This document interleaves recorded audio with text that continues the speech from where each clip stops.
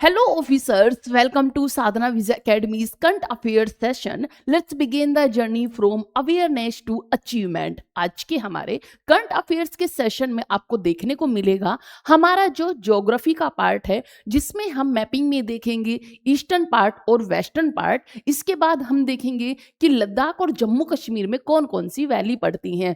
इसके बाद हमारी द हिंदू की जितनी भी इंपॉर्टेंट न्यूज़ होंगी, जो हमारी आज की होंगी और जो कल की भी होंगी, क्योंकि हमारी कल करंट अफेयर्स का सेशन नहीं हुआ था, तो हम कल की न्यूज़ को भी आज ही अच्छे से डिटेल में देखेंगे। इसके बाद हमारी जो प्रीवियस न्यूज़ होती है उनका हम रिवीजन करेंगे। तो सबसे पहले हमारा ज्योग्राफी का पोर्शन, जिसमें हम देखेंगे वेस्टर्न पार्ट और ईस्टर्न पार्ट।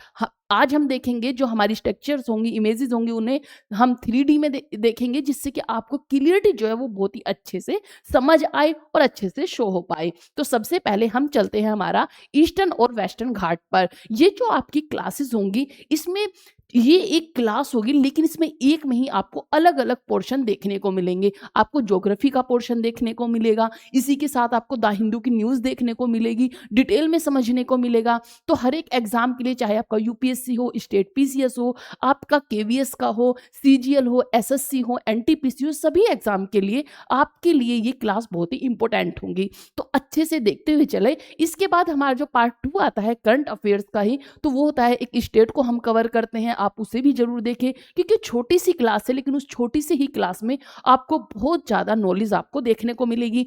इसके बाद हम पॉलिटी का पोर्शन भी चलाया हुआ है, जो कि थर्ड पार्ट आता है, जिसमें हम आर्टिकल्स को डिस्कस करते हैं। आर्टिकल हुआ या फिर हमारे जो कॉन्स्टिट्यूशन अमेंडमेंट एक्ट हुए, उन्हें देखेंगे। तो ये सब देखते हुए चलेंगे। आज का जो हमारा पॉलिटी का पोर्शन होगा, वो होगा हमारा शेड्यूल, जो कि हमारी अनुसूचियां हैं, तो उन्हें देखेंगे। तो सबसे पहले आप फर्स्ट पार्ट में देखेंगे हमारा करंट अफेयर्स का सेशन, जिसमें आपको ज्योग्राफी का पोर्शन, द हिंदू की न्यूज़ और प्रीवियस न्यूज़ है, उन्हें देखने को मिलेगा। सेकंड जो पार्ट डालूंगी वो होगा हमारा स्टेट से रिलेटेड, और थर्ड में हम देखेंगे कि कितनी कौन कौन सी अनुसूचियां किस किस से लाई करती हैं और उसमें क्या क्या चीजें शामिल हैं। तो सबसे पहले चलते हैं हमारा जो है ईस्टर्न घाट और वेस्टर्न घाट। अब आप देखेंगे कि हमारा जो ईस्टर्न घाट है वो पोर्शन कहाँ पर देखने को मिलता है। हमारा जो इधर का पोर्शन है ईस्टर्न घाट, वो किधर देखने को मिलता है। तो आप देखेंगे जो हमारा ये पेनिनसुलर पार्ट है, आप जानोगे कि हमारा जो पेनिनसुलर प्लेटू है उसे पेनिनसुलर प्लेटू क्यों कहा जाता है, मीन्स प्रायद्वीपीय पठार क्यों कहा जाता है। तो भारत का जो ये इतना पार्ट है, इसे हम पेनिनसुलर पठार कहते हैं। क्या? पेनिनसुलर प्लेटू कहते हैं। अब आप जानोगे कि मैम ये पेनिनसुलर क्यों कहा जाता है, पूरे इंडिया में से यही पार्ट पेनिनसुलर क्यों कहलाता है। तो पेनिनसुलर प्लेटू जो हमारा प्रायद्वीपीय पठार है, क्यों कहलाता है कि जो पठार, जो भूमि 3 तरफ से पानी से घिरी हुई हो, जो भूमि 3 तरफ से पानी से घिरी हुई हो, उसे हम प्रायद्वीपीय पठार कहते हैं, पेनिनसुलर प्लेटू कहते हैं। तो अगर आप देखेंगे तो आप देखेंगे वेस्ट में तो आपको यहाँ अरेबियन सी देखने को मिलेगा। अगर आप जाएंगे ईस्ट में तो आपको बे ऑफ बंगाल देखने को मिलेगा। और अगर आप आएंगे साउथ में तो साउथ में आपको इंडियन सी देखने को मिलेगा। तो ये जो है इंडियन सी, इसीलिए तीनों से पानी से घिरा हुआ है, इसीलिए इसे पेनिनसुलर प्लेटू कहते हैं, प्रायद्वीपीय पठार कहते हैं। अब जो हमारा ईस्टर्न घाट है और वेस्टर्न घाट है, वो हमारा इसी प्रायद्वीपीय पठार में पाया जाता है। किधर पाया जाता है? तो वेस्टर्न घाट, जैसे कि आपको नाम से ही पता चल रहा है, पश्चिमी घाट तो हमारी पश्चिम साइड में मिलता है और पूर्वी घाट पूर्व साइड में मिलता है। अब आप जानेंगे कि कौन कौन से स्टेट में लाई करता है। तो आप अगर अच्छे से देख पा रहे होंगे, आपको ये जो चॉकलेट से कलर में आपको एक लाइन ड्रॉ मिल रही है, ये जो आपको घाट देखने को मिलेगा, ये कौन सा घाट है? ये है हमारा पश्चिमी घाट, जो हमारा वेस्टर्न घाट है। अगर आप इधर चलेंगे तो आपको जो ये पार्ट है, ये वाला पार्ट जो हमारा है, इसे आप जानेंगे कि ये कौन सा है। तो ये है हमारा पूर्वी घाट। पूर्वी घाट और पश्चिमी घाट मीन्स इधर आपको एक पूरी लाइन सी में बीच में थोड़ा सा कट में आपको, जिसमें 3 घाट देखने को मिलेंगे, आपको बाल घाट, पाल घाट, इस तरह से आपको थाल घाट देखने को मिलेंगे। तो ये मिलेंगे आपको वेस्टर्न घाट में। लेकिन आप अगर इधर चलेंगे तो इधर जो ये हमारा पूर्वी घाट है, ये थोड़ा कट कट के कुछ पहाड़ियों में बना हुआ है, जो हमारा ईस्टर्न घाट है। अब देखेंगे सबसे पहले कि हमारा वेस्टर्न जो घाट है, आप जानेंगे कि वेस्टर्न घाट कौन कौन से देश में सॉरी, वेस्टर्न जो घाट है कौन कौन से स्टेट में पड़ता है। तो सबसे पहले आप देखें कि आप मैप में ये पार्ट देख रहे होंगे, ये वाला जो पार्ट है ये आप जानते हैं ये है गुजरात का पार्ट। ये कौन सा है? गुजरात का पार्ट। तो मीन्स जो वेस्टर्न घाट है गुजरात से स्टार्ट होता है, फिर आता है महाराष्ट्र। महाराष्ट्र आता हुआ यहाँ आपको गोवा नजर आएगा, गोवा में। इसके बाद नीचे अगर आप आएंगे तो आपको कर्नाटका मिलेगा, ये है कर्नाटका। इसके नीचे अगर आप आएंगे तो आपको यहाँ केरल देखने को मिलेगा, यहाँ पर आपको केरल और ये तमिलनाडु देखने को मिलेगा। मीन्स क्या है कि हमारा जो पश्चिमी घाट है, जो हमारा पश्चिमी घाट है वो हमें देखने को मिलेगा गुजरात, महाराष्ट्र, नीचे आएंगे तो गोवा, और इसके नीचे थोड़ा सा और आएंगे तो आपको कर्नाटका, केरल देखने को मिलेगा, और थोड़ा सा बिल्कुल साउथ में आपको देखने को मिलेगा तमिलनाडु। ये हुआ वेस्टर्न घाट का पार्ट। अगर आपसे क्वेश्चन में पूछा जाए कि वेस्टर्न घाट कौन कौन से राज्य में पड़ता है, तो आपको याद रखना है गुजरात से आप स्टार्ट करेंगे, क्योंकि आप सब जानते हैं कि मैपिंग में मैं रोजाना आपको एक सीरीज जो हमारी स्टेट की चली हुई है उसमें हमेशा समझाती हूँ कौन सा स्टेट कहां पर पड़ता है। तो सबसे पहले गुजरात से देखेंगे, गुजरात से ही नीचे आपको महाराष्ट्र देखने को मिलेगा, क्योंकि एक लाइन में बना हुआ वेस्टर्न घाट है। तो अगर आप देखेंगे सबसे पहले गुजरात, फिर महाराष्ट्र देखने को मिलेगा, नीचे आओगे तो थोड़ा आपको गोवा देखने को मिलेगा, फिर उससे नीचे आपको कर्नाटका देखने को मिलेगा, कर्नाटका के साउथ में आपको देखने को मिलेगा केरल, और केरल के ही साउथ ईस्ट में आपको देखने को मिलेगा तमिलनाडु। इसमें हमारा वेस्टर्न घाट फैला हुआ है। तो ये हुआ हमारा वेस्टर्न घाट। इसके बाद अगर आप आएंगे हमारे ईस्टर्न घाट पर, तो ईस्टर्न घाट हमारे कौन कौन से स्टेट में पड़ता है। तो सबसे पहले आप देखेंगे तमिलनाडु, इसके बाद आंध्र प्रदेश, ये है हमारा आंध्र प्रदेश, और यहाँ आपको उड़ीसा देखने को मिलेगा, यहाँ पर आपको उड़ीसा देखने को मिलेगा। तो ये हुआ तमिलनाडु, आंध्र प्रदेश, उड़ीसा में हमारा पूर्वी जो घाट है वो फैला हुआ है। तो ये हुआ पूर्वी और पश्चिमी घाट। अब इसके बाद कौन कौन सी जो हमारी यहाँ पर आप देखेंगे कि कौन कौन सी यहाँ पर हिल्स पड़ती हैं, कौन कौन से हमारे अच्छे से शो होंगे। तो मैं आपको एक बार दिखा देती हूँ कि अगर आप देखेंगे सबसे पहले तो आपको नजर आएगा यहाँ पर कुछ आपको हिल्स यहाँ पर देखने को मिलेंगी। तो सबसे पहले चलते हैं हमारे दूसरे मैप पर। ये हुआ हमारा वेस्टर्न घाट। आप यहाँ पर अच्छे से देख पा रहे होंगे क्योंकि वहां पर स्टेट भी दिए हुए थे और भी जो हमारी हिल्स थी वो मेंशन थी, लेकिन यहाँ पर आपको सिर्फ वेस्टर्न घाट दिखाई देगा। तो एक लाइन में आपको यहाँ पर ये वेस्टर्न घाट दिखाई दे रहा होगा, ये है वेस्टर्न घाट। इसके बाद अगर आप देखेंगे तो ये है ईस्टर्न घाट। ईस्टर्न घाट की ये तीन जो पहाड़ियां हैं ये आपको ईस्टर्न घाट दिखाई देगा। इसी के साथ में अगर आप देखें तो थार का जो डिजर्ट है वो कहाँ, राजस्थान में आपको यहाँ देखने को मिलेगा। इसी के पास में आपको अरावली पर्वत देखने को मिलेगा। कौन सा? ये है अरावली पर्वत, जो कि कहां पर है, राजस्थान में, थार के डिजर्ट के। आप अगर देखेंगे जो अरावली पर्वत है उसके अगर वेस्ट में देखेंगे तो आपको थार का डिजर्ट देखने को मिलेगा, और अगर आप ईस्ट में देखेंगे तो वहां पर जो वहां पर पॉपुलेशन है या फिर जहां पर जनजातियां रहती हैं, मानव रहते हैं, वहां पर आपको देखने को मिलेगा। मीन्स थार का जो रेगिस्तान है उसमें जो जीवन है वो संभव नहीं है क्योंकि वहां पानी की कमी है। लेकिन अगर अरावली पर्वत के वेस्ट में, ईस्ट में आपको देखने को मिलेगा तो वहां अच्छी खासी बारिश होती है, अच्छा खासा पानी आपको वहां देखने को मिलेगा, और अच्छी खासी वहां पर जो जीव जंतु हैं वो रहते हैं। अब आप जानोगे कि ऐसा क्या है कि अरावली पर्वत के वेस्ट में जो है थार है, मीन्स रेगिस्तान ही रेगिस्तान है, और अगर पूर्व साइड में देखेंगे तो अच्छे खासे जनजातियां हैं, पशु पक्षी हैं, मानव रहते हैं। तो ये है, इधर से जब आप देखोगे कि यहाँ से जब लहरें उठकर चलती हैं, मीन्स यहाँ से जो हमारी बारिश की हवाएं आती हैं वो यहाँ पे आकर अरावली पर्वत से टकराती हैं, और अरावली पर्वत से टकराने के बाद वे जो ईस्ट साइड में है बारिश कर देती हैं। लेकिन क्योंकि अरावली पर्वत पड़ता है तो थार के डिजर्ट में वो नहीं जा पाती हैं, और इसी तरह रेगिस्तान ही रेगिस्तान है। अगर यहाँ पर अरावली ना होता तो यहाँ भी आपको रेगिस्तान देखने को मिलता, क्योंकि जो हवाएं वो अरावली पर्वत से नहीं टकराती और बारिश भी नहीं कर पाती। तो आपको जानना होगा कि जो अरावली है वो राजस्थान में है। अरावली में जो राजस्थान के अगर वेस्ट में देखोगे तो वहां पर थार डिजर्ट देखने को मिलता है, और ईस्टर्न में आपको खूब यहाँ पर जीव जंतु देखने को मिलेंगे। इसके बाद अगर आप देखेंगे तो ये है विंध्या की पहाड़ियां, और इधर ये सतपुड़ा की पहाड़ियां। ये कौन सी है? ये विंध्याचल की पहाड़ियां हैं, और ये है हमारी किसकी? सतपुड़ा की पहाड़ियां। अगर आप देखेंगे तो ये पड़ती है हमारी मध्य प्रदेश में। मैंने आपको बताया था इन दोनों के पैरेलली आपको ये नदी देखने को मिलेगी, नर्मदा नदी। ये है नर्मदा नदी। कौन सी? नर्मदा नदी देखने को मिलेगी। तो ये है नर्मदा नर्मदा नदी, इधर आपको जो ये देखने को मिल रही है ये क्या है, नर्मदा नदी, और इधर आपको ये दो देखने को मिलेंगे जो कि है हमारे विंध्याचल की पहाड़ियां और सतपुड़ा की पहाड़ियां। इसी के बीच में अगर सतपुड़ा की पहाड़ियों के पास देखेंगे तो यहाँ आपको एक और नदी देखने को मिलेगी, ताप्ती नदी। कौन सी, ताप्ती नदी। जब मैंने आपको पढ़ाया था, आपको जब मैंने स्टेट पढ़ाए हैं जिसमें मैंने मध्य प्रदेश पढ़ाया था, बहुत ही अच्छे से आपको समझाया था। इसके बाद जब मैंने आपको पढ़ाया कि अरब सागर में कौन कौन सी नदियां गिरती हैं, तो तब भी मैंने आपको ये नर्मदा और ताप्ती नदी पढ़ाया था, क्योंकि नर्मदा और ताप्ती नदी कहाँ पर गिरती है, तो वो गिरती हैं अरब सागर में। और कहाँ से निकलती हुई, मध्य प्रदेश से निकलती हुई विंध्याचल की पहाड़ियां और सतपुड़ा की पहाड़ियों के बीच में से ये निकलती हैं, ये देखने को मिलेगा। तो हमने इसमें क्या क्या देखा, हमने देखा अरावली पर्वत देखा, कहाँ पर है, राजस्थान में। फिर हमने विंध्याचल और सतपुड़ा की पहाड़ियां देखी, कहाँ पर है, मध्य प्रदेश में। फिर हमने देखा वेस्टर्न घाट कहाँ पर स्थित है, तो हमने देखा गुजरात से लेकर महाराष्ट्र, गोवा, फिर नीचे आए कर्नाटका और केरल, तमिलनाडु तक ये स्थित है। इसके बाद हमने देखा हमारा ईस्टर्न घाट, तो हमने देखा ईस्टर्न घाट तमिलनाडु में पड़ता है, इधर हमने आंध्र प्रदेश में देखा और इधर हमने उड़ीसा में देखा। इसी के साथ में अगर आप देखेंगे तो यहीं आपको देखने को मिलेगा दक्कन का प्लेटू। ये जो है ये दक्कन का प्लेटू है, इसे हम क्या कहते हैं, सारे को दक्कन का प्लेटू कहते हैं। और इधर छोटा नागपुर आपको देखने को मिलेगा। तो ये हुआ, यहीं पर अगर आपको देखने को मिलेंगी तो जो हमारी वेस्टर्न घाट है यहीं पर आपको देखने को मिलेंगी क्या, नीलगिरीज हिल्स। कौन सी, नीलगिरी की जो पहाड़ियां हैं वो देखने को मिलेंगी। इधर ही कार्डेमम जो है वो उसकी हिल्स देखने को मिलेगी। तो ये क्या है, ये हमारे वेस्टर्न घाट पर पड़ने वाले हैं।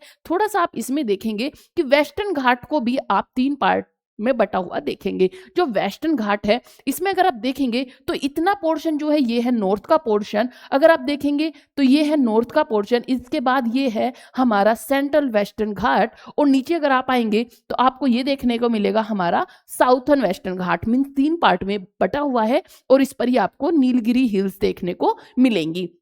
ये आपको अच्छे से समझ आ रहा होगा कि भारत में वेस्टर्न घाट कहां पर लाई करता है। ये हुआ वेस्टर्न घाट। वेस्टर्न घाट पर ही कौन कौन सी हिल्स आपको देखने को मिलेंगी, तो सबसे आप देखेंगे महादेव की हिल्स देखने को मिलेगी, सिहांद्री देखने को मिलेगी, नीलगिरी हिल देखने को मिलेंगी। इसके बाद आपको अन्नामलाई हिल्स देखने को मिलेगी, अगस्त्य मलाई हिल्स देखने को मिलेगी, और यहाँ पर कार्डेमम की हिल्स आपको देखने को मिलेंगी। तो ये हुआ हमारा वेस्टर्न घाट। अब आप वेस्टर्न घाट को एक छोटे से ब्रीफ में समझें कि जो हमारा वेस्टर्न घाट है, पश्चिमी घाट है, वेस्टर्न में स्थित है। कहां पर, जो हमारा पेनिनसुलर प्लेटू है उसके वेस्टर्न में स्थित है। कौन कौन से राज्य से होकर गुजरता है, तो सबसे पहले हमने देखा गुजरात, फिर महाराष्ट्र, फिर गोवा, फिर हमने देखा कर्नाटका, केरल और तमिलनाडु, 6 स्टेट से वो होकर गुजरता है। इसके बाद देखा कि हमने वो 3 पार्ट में वो बटा हुआ था। एक था हमारा नॉर्थन जो हमारा वेस्टर्न घाट था, फिर हमने सेंट्रल वेस्टर्न घाट देखा, और नीचे हमने साउथर्न वेस्टर्न घाट देखा।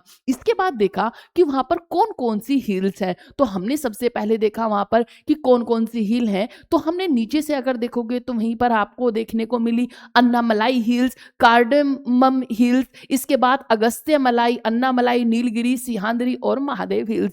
अगर आप नॉर्थ से चलेंगे सबसे पहले महादेव हिल्स, फिर आपको देखने को मिलेंगी नीचे सिहांद्री हिल्स, उसी के नीचे 3rd नंबर पर आपको नीलगिरी हिल्स, और इसके बाद अन्नामलाई, अगस्त्य मलाई, और नीचे सबसे लास्ट में आपको मिलेंगी कार्डेमम की हिल्स देखने को। तो ये हुआ हमारा क्या, पश्चिमी घाट। पूर्वी घाट मैंने आपको बता ही दिया है कि पूर्वी घाट कहाँ कहाँ पड़ेगा, तो पूर्वी घाट हमने देखा कि हमारा जो पूर्वी घाट है वो कहाँ कहाँ पर पड़ेगा, उड़ीसा में, आंध्र प्रदेश में और तमिलनाडु में। ये हमारा पूर्वी घाट स्थित है।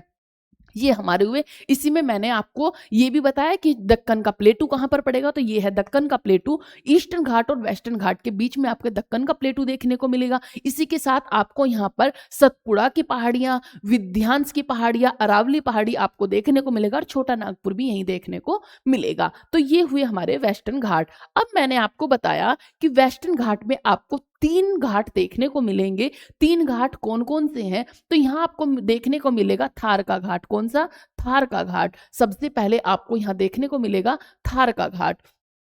इसके बाद आपको देखने को ये है थार का घाट। इसके बाद यहाँ आपको भोर का घाट देखने को मिलेगा, भोर का घाट। इसके बाद आपको नीचे देखने को मिलेगा पाल घाट। कौन सा, पाल घाट। तो ये 3 आपको घाट देखने को मिलेंगे, थाल, भोर, पाल।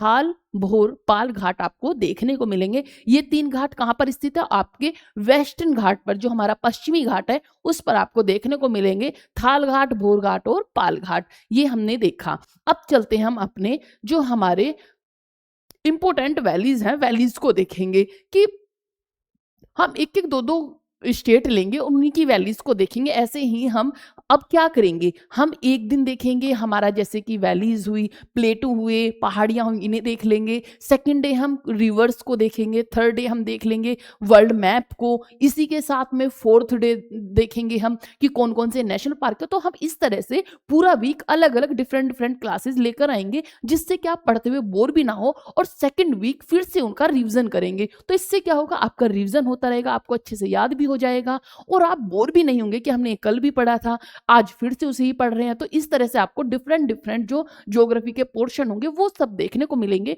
और जितना भी मैप से रिलेटेड आपको चीजें हैं वो आपको करंट अफेयर्स की क्लास में ही कंप्लीट हो जाएंगे। यहीं पर आपका रिवीजन हो जाएगा, आपका 2-2 3-3 बार रिवीजन हो जाएगा। मींस यहाँ पर करंट अफेयर्स की क्लास में देखेंगे, इसके साथ ही जब आप पढ़ते हैं स्टेट उसमें भी आपके कवर होंगे, और वर्ल्ड मैप तो हम देखते ही रहते हैं। तो ये सब चीजें आपको देखने को मिलेगी। अब सबसे पहले हम देखेंगे कि लद्दाख में कौन कौन सी वैलीज पड़ती हैं। तो आप देखेंगे आपको यहाँ 6 वैलीज देखने को मिलेगी। कौन कौन सी? तो आप 2-2 पोर्शन में अगर देखेंगे तो यहाँ आपको देखने को मिलेगी दहा, यहाँ पर दहा हामू वैली और नुब्रा वैली। दहा, हेमू और नुब्रा वैली आपको यहाँ देखने को मिलेगी। अगर नीचे आएंगे तो आपको देखने को मिलेगी जस्कर और शाम वैली, और नीचे ही आपको गलवान घाटी देखने को मिलेंगी। 5 आपको यहाँ घाटियां देखने को मिलेगी, गलवान घाटी, साम घाटी,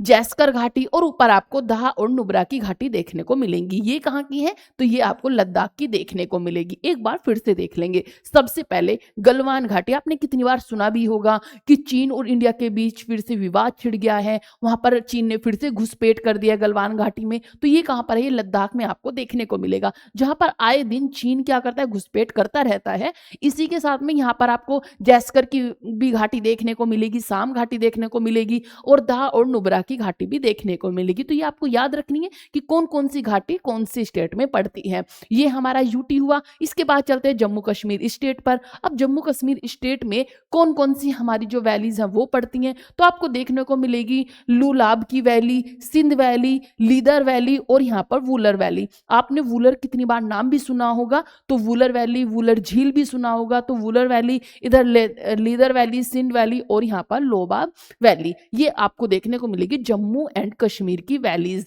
तो ये आप मैप भी साथ में साथ देखते चले कि जम्मू कश्मीर का किस तरह से मैप है, लद्दाख का किस तरह से मैप बना हुआ है, ये सब आप देखते हुए चलेंगे। अब चलते हैं, ये हुआ हमारा आज का ज्योग्राफी का पोर्शन। अब चलते हैं द हिंदू की न्यूज पर। जैसे कि आप सब जानते हैं कि जो ट्रंप है वो काफी बौखलाए हुए तो हैं ही, क्योंकि पहले से ही उन्होंने इतना टैरिफ भारत पर लगाया हुआ है कि वो टैरिफ पर टैरिफ लगा रहे हैं। अब क्या हुआ है, अभी आप सब जानते हैं कि अभी जो पुतिन है वो विजिट पर आए थे, भारत की विजिट पर आए थे पुतिन, जो कि रशिया के प्रेसिडेंट हैं। उनका अच्छा खासा यहाँ पर मोदी जी ने वेलकम किया, काफी अच्छी उनकी जो यहाँ पर विजिट रही, बहुत ही शानदार रही। तो इसी के चलते हुए ट्रंप फिर से बौखलाए और उन्होंने फिर से टैरिफ लगाने का एक हमें क्या कर दिया है, एक थ्रेड दी है। मीन्स एक फिर से कि हम टैरिफ लगा सकते हैं। किस पर लगा सकते हैं? तो अब की बार ये राइस पर टैरिफ लगाने की इन्होंने बात कही है। मीन्स जो भारत से चावल जाता है उस पर इन्होंने टैरिफ लगाने की बात कही है। और जब ये चावल पर टैरिफ तब लगा रहे हैं जबकि अमेरिका से बहुत कम चावल हमारे पास निर्यात होते हैं, लेकिन आयात हद से ज्यादा होता है, क्योंकि जो एक्सपोर्ट है, जो भारत एक्सपोर्ट करता है अमेरिका को राइस, वो काफी बड़ी मात्रा में करता है, और जो वहां से इंपोर्ट होता है वो बहुत कम मात्रा में होता है। लेकिन इन्हें तो सिर्फ अपना टैरिफ का रुतबा दिखाना है। जब जब इनकी चीजें क्या होती है ना, थोड़ी कम हो जाते हैं, मीन्स इनका जो एक न्यूज में नाम आना थोड़ा कम हो जाता है, तो यह क्या करते हैं, इंडिया और पाकिस्तान खेल जाते हैं। कभी पाकिस्तान को ले लेते हैं, कभी इंडिया को ले लेते हैं। तो अभी तो इनके जो सर पे चढ़ा हुआ है वो इंडिया चढ़ा हुआ है, क्योंकि इंडिया इनके सामने झुक नहीं रहा है। आप सब जानते होंगे कि जब सीज फायर हुआ था तो इन्होंने इस चीज को चैलेंज किया था, इन्होंने ये मीडिया में सारे में फैला दिया था कि जो सीज फायर भारत ने की है वो मेरे कहने पर की है, मीन्स ट्रम्प के कहने पर मोदी जी ने सीज फायर कराई। लेकिन जब मोदी जी ने खुलकर ये बोल दिया कि मैंने किसी के भी कहने पर सीज फायर नहीं कराई है, तो इनकी बौखलाहट निकलकर बाहर आई और इन्होंने क्या कहा कि हम भारत पर टैरिफ लगाएंगे, और इन्होंने फिर से टैरिफ लगा दिया। अब फिर से इनका यही हाल हुआ, क्योंकि भारत अमेरिका के सामने नहीं झुक रहा है तो इनसे वो नहीं झेला जा रहा है, इनसे बर्दाश्त नहीं हो रहा है, इसीलिए इन्होंने क्या किया कि अब ये राइस पर टैरिफ लगाने को चल दिए हैं। जबकि जो हमारे यहाँ का बासमती चावल है वो काफी फेमस है, और जो ये हमारे जो यहाँ से जाते हैं इसमें बहुत ही अच्छी खुशबू होती है जिसे अमेरिका वाले काफी खाते भी हैं। लेकिन इससे क्या होगा, अगर टैरिफ लग गया तो जो हमारा राइस है अमेरिका में जाएगा वो महंगा हो जाएगा। इससे थोड़ा ये देखने को मिल सकता है कि लोग कम खरीदे, लेकिन राइस की इतनी अच्छी इसकी बासमती की खुशबू होती है कि लोग चाहे महंगा हो चाहे सस्ता हो इसे खरीदेंगे ही खरीदेंगे। इसीलिए, और ये नहीं है कि भारत का एक सिर्फ अमेरिका ही ऐसा निर्यात है कि मीन्स जो हम आयात करते हैं सिर्फ अमेरिका में करते हैं, हम 179 देशों में इसका आयात करते हैं। लेकिन पता नहीं क्यों ही ट्रंप को ऐसा लग रहा है कि इनके टैरिफ लगाने से भारत पर कुछ प्रभाव पड़ेगा, जबकि इसमें बहुत ही कम प्रभाव पड़ने वाला है। तो इसके बारे में देखेंगे कि इन्होंने इस राइस पर किस किस तरह से टैरिफ लगाया है, कितना जो हमारा आयात होता है, कितना निर्यात होता है, और किस तरह से ये हमारे लिए चैलेंजिंग होगा। तो देखते हैं सबसे पहले कि जो राष्ट्रपति डोनाल्ड ट्रंप है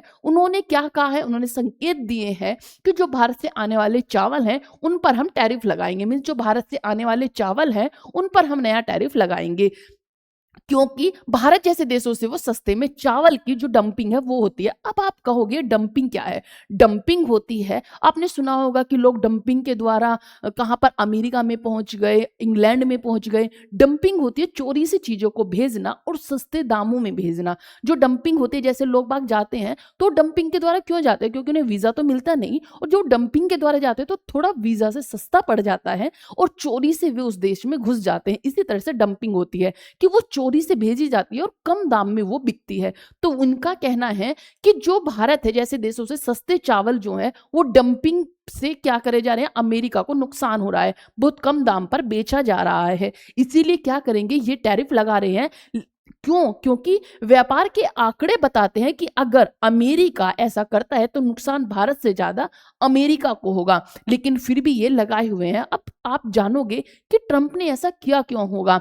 इतनी तो वो बेवकूफ है नहीं कि सिर्फ एक रीजन की वजह से वो क्या करेंगे, वो यहाँ पर टैरिफ लगा देंगे। तो उन्होंने क्या किया कि जो अमेरिका में जहां जहां पर राइस उत्पादन होता है वहां के जो एरियाज हैं, जो क्षेत्र हैं, वो ट्रंप के पड़ते हैं। मीन्स वहां की जो जनता है ट्रंप को काफी पसंद करती है, क्योंकि क्या है, पूरे अमेरिका में 60% लोग ट्रंप के खिलाफ हो चुके हैं, 60 लगभग, और 40% जो लोग हैं बचे हुए हैं जो अभी ट्रंप को थोड़ा पसंद करते हैं। तो अब इन्होंने क्या सोचा कि अपनी थोड़ी यहाँ पर पावर दिखाते हैं, थोड़ी अपनी जो एक पसंद है उसे बढ़ाते हैं। तो इन्होंने क्या किया, राइस पर अगर टैरिफ लग जाता है तो वहां जो लोग राइस उत्पादन करते हैं, जो उत्पादकता करते हैं, वो जो लोग होंगे उन्हें थोड़ी सहानुभूति मिलेगी। किसके लिए? ट्रंप के लिए। तो वे सहानुभूति दिखाएंगे ट्रंप के खिलाफ। इसीलिए इन्होंने उसी क्षेत्र की वजह से भारत पर क्या करा है कि टैरिफ खेल दिया है कि ये वाला जो टैरिफ कार्ड है इसे हम चल देते हैं, मेरी भी थोड़ी जो अमेरिका में इमेज है वो थोड़ी अच्छी होगी, और साथ ही साथ भारत है थोड़ा और घबरा जाएगा कि इस ट्रंप क्या हुआ है, राइस पर फिर से हमारा टैरिफ लगा दिया गया है। ये हुआ। सेकंड क्या है कि अब इसमें सवाल ये बनता है, क्या अमेरिका भारत को चावल भेजता है? तो अमेरिका भारत को बहुत कम चावल भेजता है। कितना? सिर्फ 3% जो राइस है वो भारत में आते हैं। और इससे ज्यादा क्या है, इससे ज्यादा मुख्य जो है अमेरिका भारत से ज्यादा चावल खरीदता है। कितना? तो वो जो खरीदता है 3.3, और जो बेचता है वो बेचता है 26.1%। जो राइस है वो कहाँ से इंपोर्ट होते हैं? भारत से जाते हैं। तो ये हुआ कि India share in US rice import 26.1%, लेकिन जो हमारे यहाँ पर होता है यूएस से शेयर करता है, इंडिया से राइस इंपोर्ट करता है वो 3.3 करता है। मीन्स जो हमारा हमारे पास चावल आते हैं, इंपोर्ट होते हैं 3.3 और जो एक्सपोर्ट होते हैं वो होते हैं 26.1%। कितना? 26.1% होते हैं। यानी अमेरिका भारत पर ज्यादा निर्भर नहीं है, भारत अमेरिका पर बहुत ही कम निर्भरता रखता है। ऐसा नहीं है कि राइस हम ही भेजते हैं, चीन भी भेजता है, और भी देश हैं वो भी भेजते हैं, वो भी आयात करते हैं। लेकिन जैसे चाइना है, वहां पे भी राइस का काफी उत्पादन होता है, लेकिन उनका जो उपभोक्ता है वो ज्यादा है, इसीलिए वो जो एक्सपोर्ट चावल का कम कर पाता है, लेकिन भारत काफी करता है। और ऐसा नहीं है कि भारत सिर्फ एक अमेरिका को कर रहा है, और भी करता है। मीन्स 179 में से 179 देशों को भारत एक्सपोर्ट करता है। एक बैठक में किसान प्रतिनिधियों ने ट्रंप से कहा कि भारत, थाईलैंड, अन्य देशों से डंपिंग हो रही है। इस पर ट्रंप ने कहा, भारत को ऐसे करने की अनुमति क्यों है? क्या उन्हें राइस पर छूट मिल रही है? बाद में उन्होंने कहा कि यह मुद्दा जल्दी सुलझ सकता है अगर हम इन प्रदेशों पर शुल्क लगा दें। क्या हुआ कि इसमें दिखाया गया, ट्रंप को उसके ही किसी मंत्री ने कहा कि जो भारत है, थाईलैंड है, वहां से राइस जो है काफी डंपिंग होती है। तो ट्रंप ने क्या कहा कि जो हमने चार्जेस लगाए हुए हैं, क्या वो शुल्क कम लगा हुआ है, टैरिफ कम लगा हुआ है? अगर कम लगा हुआ है तो इसका हमारे पास सॉल्यूशन है, हम टैरिफ और बढ़ा देते हैं, और टैरिफ बढ़ाकर हम क्या करेंगे, इस डंपिंग को रोक सकते हैं। ये हमारे बासमती चावल। अब चलते हैं थोड़ा हम विश्व की स्थिति देखते हैं कि भारत की जो वैश्विक स्थिति है वो क्या है। भारत चावल का निर्यात का बड़ा देश है। इसके अनुसार भारत ने 2023-24 में 391 मीन्स $391.74 मिलियन मूल्य का चावल निर्यात किया। कितना? 391.74 मिलियन डॉलर का। यह भारत के कुल चावल निर्यात का 3.1% है। भारत 179 देशों को चावल बेचता है। दुनिया भर में भारत चावल का सबसे बड़ा एक्सपोर्टर है। इसी के साथ में अमेरिका पे भारत का प्रभाव देखेंगे तो वर्ल्ड इंटीग्रेटेड ट्रेड सॉल्यूशन के अनुसार 2024 में अमेरिका ने जितना चावल खरीदा, उनमें 26% भारत से आयात किया गया था। मीन्स कितना? 26%। और अमेरिका से आधा कितना है भारत में? तो सिर्फ 3%। इसी के साथ में यदि अमेरिका भारतीय चावल पर शुल्क लगाता है तो अमेरिकी ग्राहकों और बाजार को अधिक नुकसान होगा, चावल महंगा होगा और उपलब्धता कम हो सकती है। पूरी खबर का अगर आप निष्कर्ष देखेंगे तो इसका निष्कर्ष ये निकलता है, भारत अमेरिका पर चावल बेचने के लिए निर्भर नहीं है, लेकिन अमेरिकी भारतीय चावल पर निर्भर है। इसी के साथ में ट्रंप अगर भारतीय चावल पर टैक्स बढ़ाते हैं तो अमेरिका के उपभोक्ता और बाजारों को ज्यादा नुकसान होगा, क्योंकि उन्हें भारी जो हमारे राइस हैं वो महंगी मात्रा में खरीदने होंगे। कितने? हमारे महंगी चीजों को खरीदना होगा। भारत पर इसका सीमित प्रभाव पड़ेगा। यह फैसला आर्थिक तक से कम और राजनीतिक कारणों से अधिक प्रेरित है।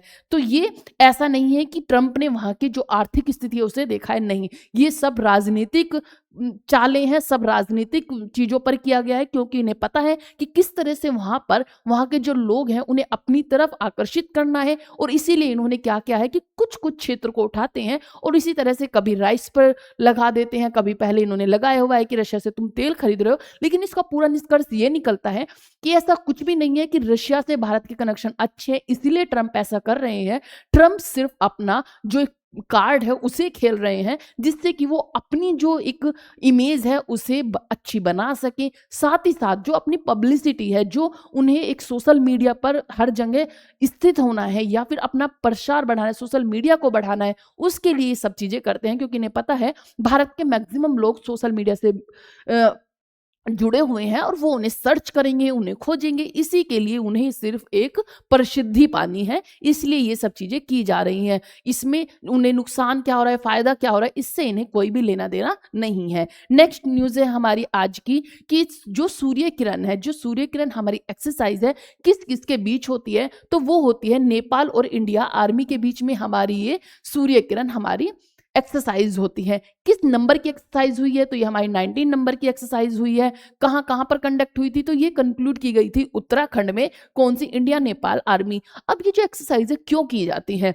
एक्सरसाइज इसलिए की जाती है कि दोनों देश मिले, तकनीकी चीजें सीखे, एआई चीजें सीखे, किस तरह से हम रात में हमला, दिन में हमला कर सकते हैं, एक दूसरे से अपनी जो इन्फॉर्मेशन है उन्हें एक्सचेंज कर, इन्फॉर्मेशन इन द सेंस कि उनकी जो टेक्निक चीजें हैं उन्हें हम समझे, हमारी टेक्निक टेक्निक चीज़ों को वो समझें, उनके अंदर जो कैपेबिलिटी है, जो उनकी योग्यताएं हैं, उन्हें हम जानें कि वो किस तरह से वार करते हैं, इसी तरह से हमारी जो योग्यताएं हैं उन्हें वो भी जानें। तो इसी तरह एक्सरसाइज की जाती है जिससे कि हम एक अपने ही एरिया में सीमित ना रहे, जैसे हमारी रशिया से भी होती है, अमेरिका से भी होती है, चाइना से भी होती है। तो जिन जिन देशों से होती है उनकी टेक्निकों को हम सीखें, हमारी टेक्निक वो सीखे, इसलिए एक्सरसाइज कराई जाती है। इसके बारे में थोड़ा आप देख सकते हैं। जो सूर्य किरण है हमारी 19 भारत नेपाल सेना का संयुक्त युद्ध अभ्यास समाप्त हो गया है। कहां पर थी? तो उत्तराखंड के पिथौरागढ़ में ये कंडक्ट की गई थी। भारत और नेपाल की सेनाओं का संयुक्त अभ्यास कौन सा था? सूर्य किरण, मंगलवार को संपन्न हुआ। इसका क्या अभ्यास से क्या इसका प्रभाव पड़ेगा, किस लिए की जाती है? तो भारत नेपाल का संयुक्त सैन्य अभ्यास हर साल दोनों देशों की सेनाओं के बीच में होता है। अभ्यास के अंतिम चरण में भारत और नेपाल के जो डीजीएम होते हैं, डीजीएमओ कौन होते हैं? Director general of military operations ने इसमें शामिल हुए होकर 2 दिवसीय जो बटालियन होती है स्तरीय अभ्यास का निरीक्षण किया। ये हुआ। अब यह अभ्यास फॉरेन ट्रेनिंग नोड जो हमारी है पिथौरागढ़ में आयोजित हुआ था। ये देखोगे, ये है हमारी सूर्यकिरण जॉइंट मिलिट्री एक्सरसाइज। किस किस के बीच में? तो इंडिया और नेपाल के बीच में से कंडक्ट कराई जाती है। इसके उद्देश्य क्या है? तो आप यहां से जानोगे, दोनों सेनाओं के बीच सहयोग व तालमेल को मजबूत करना, संयुक्त रूप से आतंकवादी रोधी ऑपरेशन, मिशन प्लानिंग और सामरिक जो हमारी जो टैक्टिकल ऑपरेशन का अभ्यास करना होता है। छोटे छोटे दलों से लेकर बटालियन स्तर संयुक्त कार्रवाई का प्रशिक्षण देना इसका पूरा कार्य होता है। तो ये हुई हमारी मिलिट्री एक्सरसाइज। अब आप जानेंगे कि एक तो हुई हमारी सूर्य किरण। अब नेपाल और भारत के बीच और कौन कौन सी एक्सरसाइज होती है? तो जो नेपाल और भारत के बीच एक्सरसाइज होती है, सबसे पहले आप शक्ति एक्सरसाइज। जो शक्ति एक्सरसाइज है किसके बीच होती है? भारत और नेपाल के बीच होती है। सेकंड हमारी सूर्य किरण हुई, थर्ड हमारी हैंड इन हैंड हुई और फोर्थ हमारी इंदिरा हुई। तो ये एक्सरसाइज है जो हमारी नेपाल और इंडिया के बीच में कंडक्ट कराई जाती हैं। चलते हैं नेक्स्ट न्यूज पर। अब ये न्यूज क्या है? Ensure free content access for LLMs says working paper. अब ये हमारी जो एलएलएम्स न्यूज है ये किससे रिलेटेड है, क्यों दी गई है? तो क्या हुआ है, जैसे आप सब जानते होंगे कि हम क्या करते हैं, कोई भी न्यूज है गूगल पे सर्च की और उस न्यूज को वहां से उठा लेते हैं और उसे अपने फॉर्मेट में यूज कर लेते हैं। ऐसे ही बड़ी बड़ी कंपनियां उसे यूज करती हैं व्यवसाय के रूप में और क्या करती हैं, वहां से खरीदती हैं और उन्हें बेच देती हैं। इसी तरह से काफी, जैसे कि हमारी द हिंदू के जो फाउंडर हैं या फिर जो इंडियन एक्सप्रेस है, इन्होंने भी, द हिंदू ने केस भी किया था कि मेरी न्यूज को क्या किया जाता है, बेचा जाता है, व्यवसाय किया जाता है। तो इस पर एक खबर निकल कर आई कि क्या है कि जो एलएलएम को फ्री कंटेंट एक्सेस मिलना चाहिए सरकारी वर्किंग पेपर पर। तो भारत सरकार के एक वर्किंग पेपर जो कार्य प्रस्ताव ने सुझाव दिया है कि बड़े एआई मॉडल जो एलएलएम्स जैसे चैट जीपीटी को ऑनलाइन उपलब्ध सभी फ्री कंटेंट तक पहुंच बिना रोक टोक मिलनी चाहिए। इंटरनेट पर जो कंटेंट पब्लिकली उपलब्ध है उसे इस्तेमाल करने के लिए प्रकाशकों को ओप्ट आउट जो मना करने का विकल्प नहीं दिया चाहिए। ये सब चीजें हुई। अब इनका क्या है, इनकी बातें क्या रही हैं, तो आप यहाँ समझेंगे कि जो वर्किंग पेपर सजेशन है किस तरह कहा गया है कि जो LMS should have free access to content available online. जो हमारा जो ऑनलाइन हमारा कंटेंट होता है उन्हें फ्री उपलब्ध कराना चाहिए, लेकिन साथ ही साथ एक ओप्ट जो आउट है उसे भी निकाला गया है। ये क्या है तो इसे हम जानेंगे। तो इसमें है कि एलएमएस एंड कॉपीराइट जो होता है नॉन प्रॉफिट रिकमेंडेड होना चाहिए, रजिस्टर जो रिस्ट्रिक्टेड होना चाहिए, या फिर no opt out mechanism of publishers होनी चाहिए। जो हमारी पब्लिशर्स हैं उनके अकॉर्डिंग होनी चाहिए, उन पर ओप्ट आउट का कोई भी चार्जेस नहीं होना चाहिए। इस तरह से ये कहा गया है। एक और इसमें रहा है कि एक कॉपीराइट सोसाइटी कलेक्ट जो हमारी रिवॉलिटीज है फ्रॉम एट फर्म्स, या फिर no opt out mechanism for publish. ये हमारी जो कंडीशन है वो दी गई थी कि आपको इस तरह से फुलफिल करनी होगी कि एलएमएस को जो हमारे कंटेंट है उसे किस तरह से हम पेपर वर्किंग में करना चाहिए। ऑनलाइन कंटेंट सबके लिए खुला हुआ है।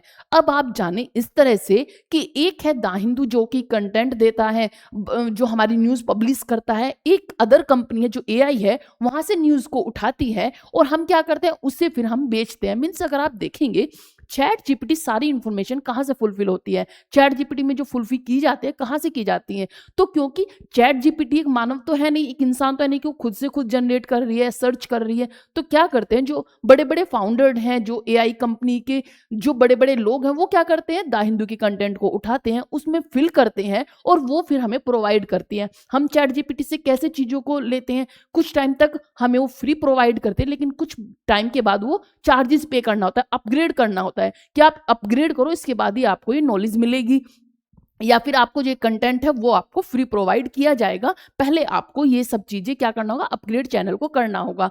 तो उनका कहना है कि कंटेंट हमारा है, लेकिन ये क्या कर रहे हैं, यहाँ से उठाकर उन्हें कॉपी कर कर और उन्हें बेच रहे हैं। इस पर एक रोक टोक तो होनी चाहिए, मीन्स कुछ चार्जेस होने चाहिए या फिर कॉपीराइट होगा उन पर चार्जेस होने चाहिए। ये सब मांग थी किसकी, जो जैसे कि द हिंदू हुआ, इनके फाउंडर है, इनकी ये मांग थी। लेकिन गवर्नमेंट ने क्या कहा, उस पर फुलफिल क्या की गई जो चीजें हैं कि उसमें कहा गया कि ऑनलाइन कंटेंट सबके लिए खुला है। एलएलएम्स को इंटरनेट पर उपलब्ध कंटेंट का मुफ्त स्वतंत्रता से उपयोग करने दिया जाएगा। जो एआई कंपनियों से रॉयल्टी वसूलने के लिए एक कॉपीराइट सोसाइटी बनाई जाए जो प्रशासकों और अन्य कंटेंट क्रिएटर्स की रॉयल्टी एकत्र कर सके। फिर क्या है, थर्ड है कि डेटा स्क्रैपिंग। ये स्क्रैपिंग क्या है, पर कोई प्रतिबंध नहीं, वेब से डेटा इकट्ठा करने पर पाबंदी नहीं लगनी चाहिए क्योंकि इंटरनेट का पब्लिक डेटा स्वतंत्र रूप से उपलब्ध होता है, इस पर कोई भी चार्जेस नहीं देने चाहिए।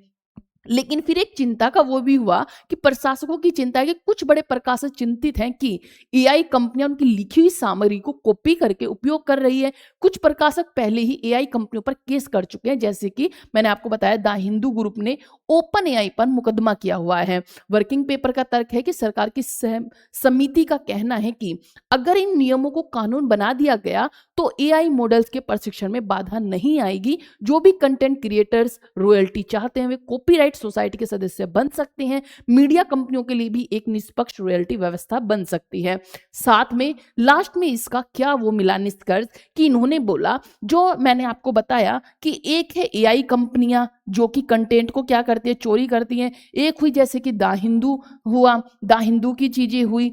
तो इसमें क्या होगा, इन्होंने कहा कि जो इस पर फैसला आया वो ये आया कि अगर ये इससे कुछ कंटेंट ले रही है तो उसके लिए ये कुछ चार्जेस इन्हें पे करे, जिससे कि ये फ्री भी नहीं होगी, मीन जो इसकी इंफॉर्मेशन है उसका मिसयूज भी नहीं होगा या फिर एक कॉपीराइट के रूप में भी नहीं देखी जाएगी। कुछ चार्जेस पे करे और इससे क्या होगा, इससे आप ये कंटेंट ले सकते हैं और फिर इसको आप पब्लिश कर सकते हैं, क्योंकि एआई में जितना भी कंटेंट फुलफिल किया जाता है फिर इनकी जो डिमांड है वो कम हो जाती है, इन्हें लोग कम सर्च करते हैं, एआई पर जाकर सारी इंफॉर्मेशन ले लेते हैं। तो इस तरह तो इनकी चीजें मतलब इनका जो मटेरियल कंटेंट तो इनका है, लेकिन बेनिफिट किन्हें हो रहा है, इन लोगों को हो रहा है। इसीलिए कहा गया है कि कुछ चार्जेस इन्हें देने होंगे, जिससे कि क्या होगा, ये भी एक सेटिस्फैक्शन में रहेंगे और साथ ही साथ ये भी इसका मिसयूज नहीं कर पाएंगे जब ये कुछ इनके लिए चार्जेस पे करेंगे। तो ये इसका निष्कर्ष निकला इसकी बातों का कि भाई इस तरह से करना होगा। अब चलते हैं हमारी नेक्स्ट न्यूज है।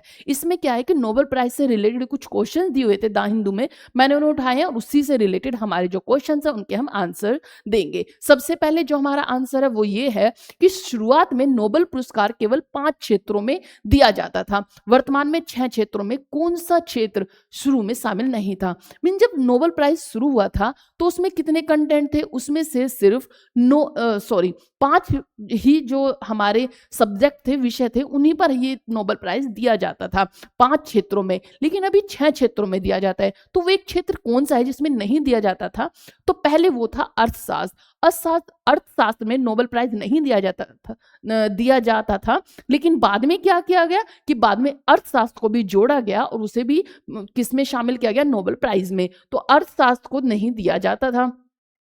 क्या था पहले, जो स्वीडिश राष्ट्रीय बैंक है इसने स्टार्ट किया सबसे पहले अर्थशास्त्र में नोबेल प्राइज देना। जो स्वीडिश बैंक था उसने स्टार्ट किया था और तभी से फिर नोबेल प्राइज जो है वो हमारे 6 क्षेत्रों में दिया जाता है। तो इसमें क्या है, इसलिए इसे Nobel prize in economics science कहा जाता है, लेकिन यह मूल 5 पुरस्कारों में ही शामिल नहीं होता है, अब 6 में हो गया है। फिर चलते हैं हमारा जो नेक्स्ट क्वेश्चन है। एक नोबेल पुरस्कार अधिकतम कितने लोगों के बीच साझा किया जा सकता है? तो अधिकतम 3 लोगों के। अगर किसी को एक नोबेल प्राइज दिया जा रहा है तो वो उसमें अधिकतम कितना लोग हो सकते हैं? तो उसमें अधिकतम हो सकते हैं कितने लोग? तो वो होंगे 3 लोग। 3 लोगों में ये नोबेल प्राइज बांटा जा सकता है, तो 3 लोगों को एक नोबेल प्राइज दिया जा सकता है। तो 3 हुए। सबसे कम उम्र के और सबसे अधिक उम्र के नोबेल पुरस्कार विजेता कौन थे? तो सबसे पहले जो सबसे कम उम्र की है, तो आप जानते हैं मलाला यूसुफजाई, जो कि कहाँ की है? पाकिस्तान की है। उन्हें ये पुरस्कार से नवाजा गया था। इनकी उम्र कितनी थी? 17 वर्ष की उम्र में इन्हें नोबेल प्राइज दिया गया शांति के क्षेत्र में, क्योंकि इन्होंने वहां पर शांति के लिए काफी आंदोलन किए, प्रोटेस्ट किए, इसीलिए इन्हें ये नोबेल प्राइज दिया गया था। और सबसे जो ज्यादा उम्र है वो दी गई थी किन्हें? वो है John B Goodenough को, जो कि 97 वर्ष के थे। कितने? 97 वर्ष के थे। तो आपको याद रखना है, क्योंकि क्वेश्चन ये तो पूछा ही जाता है कि फिजिक्स में कौन सा नोबेल प्राइज दिया गया, केमिस्ट्री में कौन सा है, मेडिसिन के क्षेत्र में कौन सा, ये मैंने आपको सबको पढ़ाया है कि कौन कौन सा दिया गया है। लेकिन क्वेश्चन ये भी बन सकते हैं कि कम उम्र को किसे दिया गया, सबसे ज्यादा उम्र किसकी थी जिसे दिया गया। ये क्वेश्चंस काफी जो हमारे डीपली होते हैं, लेकिन आपको याद होने चाहिए, क्योंकि अगर ऐसा कुछ क्वेश्चन बन जाए और आप इसे अगर सोल्व करके आएंगे तो एक कॉन्फिडेंस आता है कि ये क्वेश्चन हमें अच्छे से याद था। तो इसीलिए उनके साथ साथ हमें ये भी याद रखनी है। ये छोटी छोटी बातें हैं, लेकिन बहुत ही मोटी मोटी इंपॉर्टेंट बातें हैं। नेक्स्ट चलते हैं, नोबेल जीतने वाले पहले भारतीय कौन थे?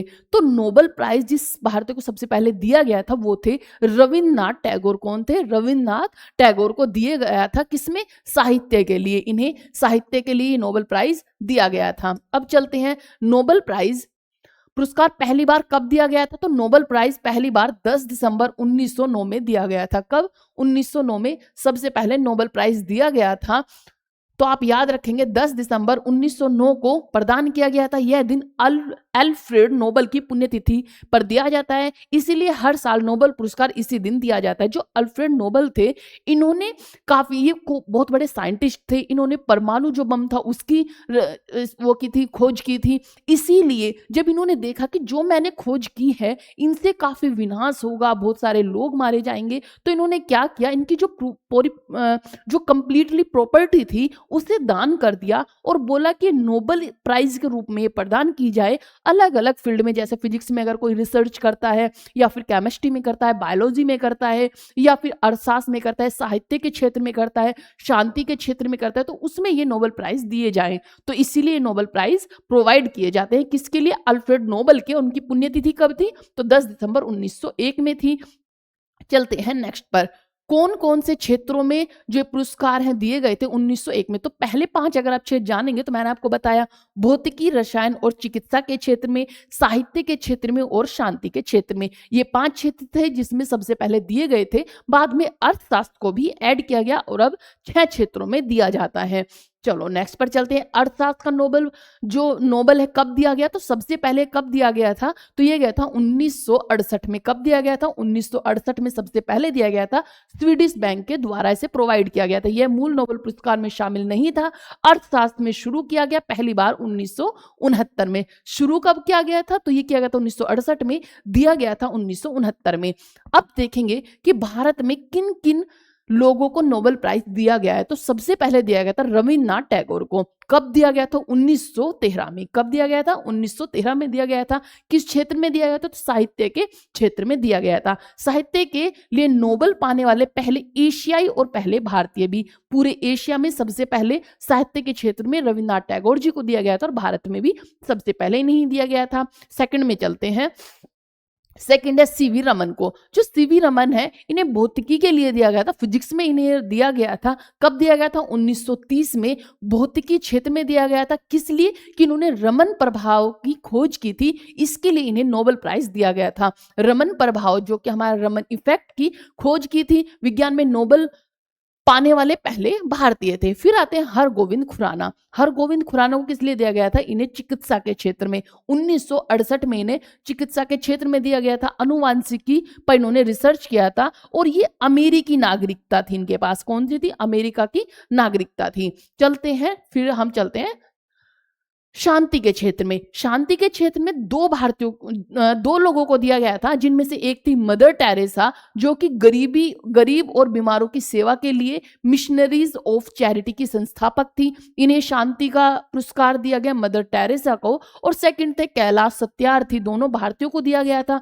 इन्होंने क्यों दिया गया? क्योंकि बच्चों के अधिकार, बाल श्रम उन्मूलन के लिए काफी इन्होंने संघर्ष किया, उनके लिए इन्हें दिया जाता है। पुरस्कार उन्होंने मलाला यूसुफजई के साथ साझा किया था। इन दोनों लोगों को नोबेल प्राइज दिया गया था शांति के क्षेत्र में, तो दोनों ने साझा किया था, मलाला और किसने? सत्यार्थी ने, कैलाश सत्यार्थी ने। चलते हैं आगे। अर्थशास्त्र में दिया गया था अमर्त्य सेन को। किन्हें? अमर्त्य सेन को, जो कि 1998 में दिया गया था। कल्याण अर्थशास्त्र में योगदान के लिए इन्हें दिया गया था। सामाजिक चुनाव सिद्धांत जो उनका चॉइस थी, थ्योरी थी, उस पर इन्हें अर्थशास्त्र में नोबेल प्राइज दिया गया। अब चलते हैं नेक्स्ट, अभिजीत बैनर्जी। अभिजीत बैनर्जी को 2019 में दिया गया था। किस लिए दिया गया था? क्योंकि इन्होंने गरीबी उन्मूलन के लिए आर्थिक प्रयोग होते हैं, यह पुरस्कार उन्होंने एस्थर डोफ्लो और माइकल क्रेमर के साथ साझा किया था। 3 लोगों को यह दिया गया था। किस किस को? अभिजीत बैनर्जी, डोफ्लो और जो माइकल क्रेमर के साथ दिया गया था। अभिजीत बैनर्जी भारतीय मूल के थे, तो इन्हें दिया गया। ये हुए हमारे जो इन्हें नोबेल प्राइज दिया गया। आप इन्हें अच्छे से याद करें कि कौन कौन हुए। सबसे पहले तो आप कुछ तो नाम ऐसे हैं जिसे आप ऐसे ही याद रख लोगे, जैसे कि रविन्द्रनाथ टैगोर, हरगोविंद जी, फिर इसके बाद मदर टेरेसा, कैलाश सत्यार्थी, फिर हमारे जो रमन जी थे उन्होंने दिया गया। तो इन लोगों के नाम है जो काफी इंपॉर्टेंट है, जैसे कि अभिजीत हुए, अभिजीत, अमर्त्य सेन, इन्हें थोड़ा आप भूल सकते हो, लेकिन अगर आप 1-2 बार पढ़ लोगे तो आपको ये अच्छे से याद रहेगा। तो कौन कौन से हुए? सबसे पहले हमारे रविन्द्रनाथ टैगोर जी को मिला, सीवी रमन जी को दिया गया, अरविंद खुराना को दिया गया, शांति में मदर टेरेसा, कैलाश सत्यार्थी, अमर्त्य सेन और अभिजीत जी को दिया गया। चलते हैं, अब हमारी नेक्स्ट न्यूज है, ये हमारी कल के द हिंदू की न्यूज है। इसे देखेंगे कि इसमें क्या कहा गया है कि how can India benefit from neuro technology. अब ये न्यूरो टेक्नोलॉजी क्या है, इंडिया इसका कैसे यूज कर सकती है, इंडिया के लिए कैसे बेनिफिशियर होगी, तो इसे हम जानते हुए चलेंगे। सबसे पहले देखेंगे कि भारत में न्यूक्लियोलॉजी से कैसे लाभ उठा सकते हैं। न्यूक्लियोलॉजी है क्या? न्यूक्लियोलॉजी है जो हमारे मस्तिष्क में क्या क्या चल रहा है उसे वो जांच करके बता सकती है कि इसके मस्तिष्क में क्या क्या चीजें चल रही हैं। तो ये होता है न्यूक्लियोलॉजी। मींस कि कोई एक मशीन है जो कि हमारे मस्तिष्क में ये बता सके कि मस्तिष्क में क्या क्या चीजें चल रही हैं, इसे न्यूरो टेक्नोलॉजी कहते हैं। जाने एक बार कि मानव मस्तिष्क अभी भी विज्ञान की सबसे बड़ी पहेली है। आने वाले वर्षों में जो न्यूरो टेक्नोलॉजी मनुष्य के मस्तिष्क को समझने, सुधारने और प्रभावित करने की क्षमता को बहुत आगे बढ़ाने वाली है। इससे हम यह जान पाएंगे कि दिमाग कैसे काम करता है, कैसे इसे उपचार, सुधार और पुनः सक्रिय किया जा सकता है, कैसे पता चलेगा कि ये टेंशन में है या फिर डिप्रेशन में है या कोई प्रॉब्लम क्रिएट हो रही है या फिर किसी और उलझन में है। तो ये सब मशीनें क्या बता पाएंगी कि मस्तिष्क में क्या क्या चीजें चल रही हैं। इसे ही न्यूरो टेक्नोलॉजी कहा जाता है। न्यूरो टेक्नोलॉजी यहाँ पर जानेंगे कि न्यूरो टेक्नोलॉजी उन मशीनों, उपकरणों और तकनीकों का समूह है जो सीधे दिमाग से बात कर सकती हैं। ये तकनीकें दिमाग के संकेतों को रिकॉर्ड कर सकती हैं, मॉनिटर कर सकती हैं या दिमागी गतिविधियों को बदल भी सकती हैं। तो इसके काफी बेनिफिट कैसे होंगे?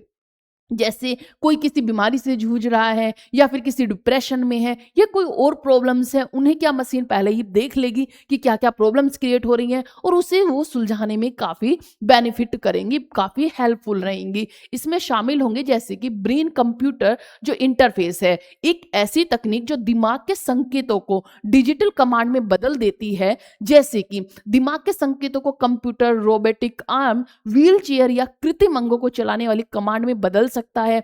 ईईजी जैसे नॉन इन्वेसिव सेंसर सिर पर लगाए जाने वाले का उपयोग कर सकते हैं। आप सब जानते हैं ईईजी क्या करते हैं, सर पे लगाकर सिर की जो क्रियाएं हैं उन्हें देखने का सर का जो सीटी स्कैन है उसे किया जाता है ईईजी से। कुछ मामलों में जो है इम्प्लांटेड इलेक्ट्रोड यानी दिमाग के अंदर जो इम्प्लांटेड किए जाते हैं इलेक्ट्रोड कुछ, वो यानी दिमाग के अंदर लगाए जाने वाले सेंसर भी उपयोग किए जा सकते हैं। तो ये प्रक्रिया की जा सकती है। भारत को कैसे न्यूरो टेक्नोलॉजी की जरूरत है? तो भारत में न्यूरो टेक्नोलॉजी का बीमारियों का बोझ बहुत अधिक है। जैसे कौन कौन सी?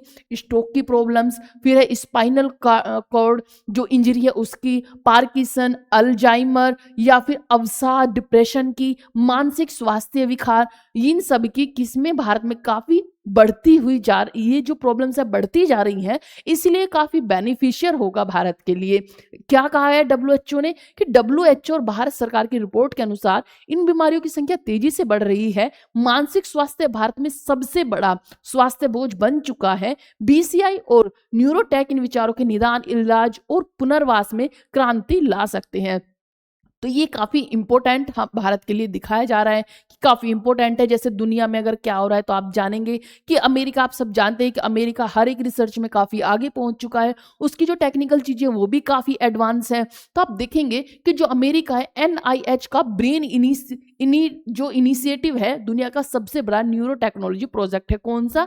एनआईएच का। इसी में 2024 में अगर आप देखोगे न्यूरोलिंक को एफडीए से मानव परीक्षणों की अनुमति मिली है। न्यूरोलिंक पक्षाघात जो वाले लोगों को, जो कि पैरालाइसिस होते हैं, उन लोगों को रोबोटिक हाथ कंप्यूटर चलाने में सक्षम बना चुका है। इसी के साथ में चाइना में जो है तो मस्तिष्क को समझने के लिए, मस्तिष्क को प्रेरित करने के लिए एआई द्वारा न्यूरोलॉजिकल रोगों के उपचार में विश्व में स्तर का शोध कर रहा है। चाइना भी काफी इन चीजों में आगे हो चुका है। ईयू, चिली, बीसीआई और न्यूरो हैकिंग पर भी अग्रणी शोध हो रहे हैं। मीन्स सब लोग इन टेक्निकल चीजों को यूज कर रहे हैं, न्यूरो टेक्नोलॉजी को यूज कर रहे हैं।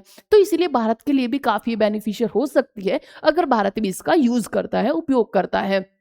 ये सब चीजें हुई। भारत कहाँ खड़ा है? तो अगर आप देखेंगे कि भारत किस कंडीशन में है तो देखेंगे बायोटेक्नोलॉजी, डेटा साइंस और एआई में बढ़ती विशेषज्ञता, युवा वैज्ञानिक और शोधकर्ता, बड़े पैमाने पर मरीज जिन पर तकनीकी प्रशिक्षण की जा सकती है, जीनोमिक्स में बढ़ती रिसर्च क्षमता, भारत की कमजोरियां, चुनौतियां, स्पष्ट नियमों की कमी, विशेषकर दिमाग में लगाए जाने वाले चिप्स या डेटा सुरक्षा के लिए, जनता में जागरूकता की कमी, लोग न्यूरोटेक से डरते हैं, नैतिक सवाल, मानव दिमाग से डेटा लेने की जोखिम, शोध के लिए फंडिंग कम।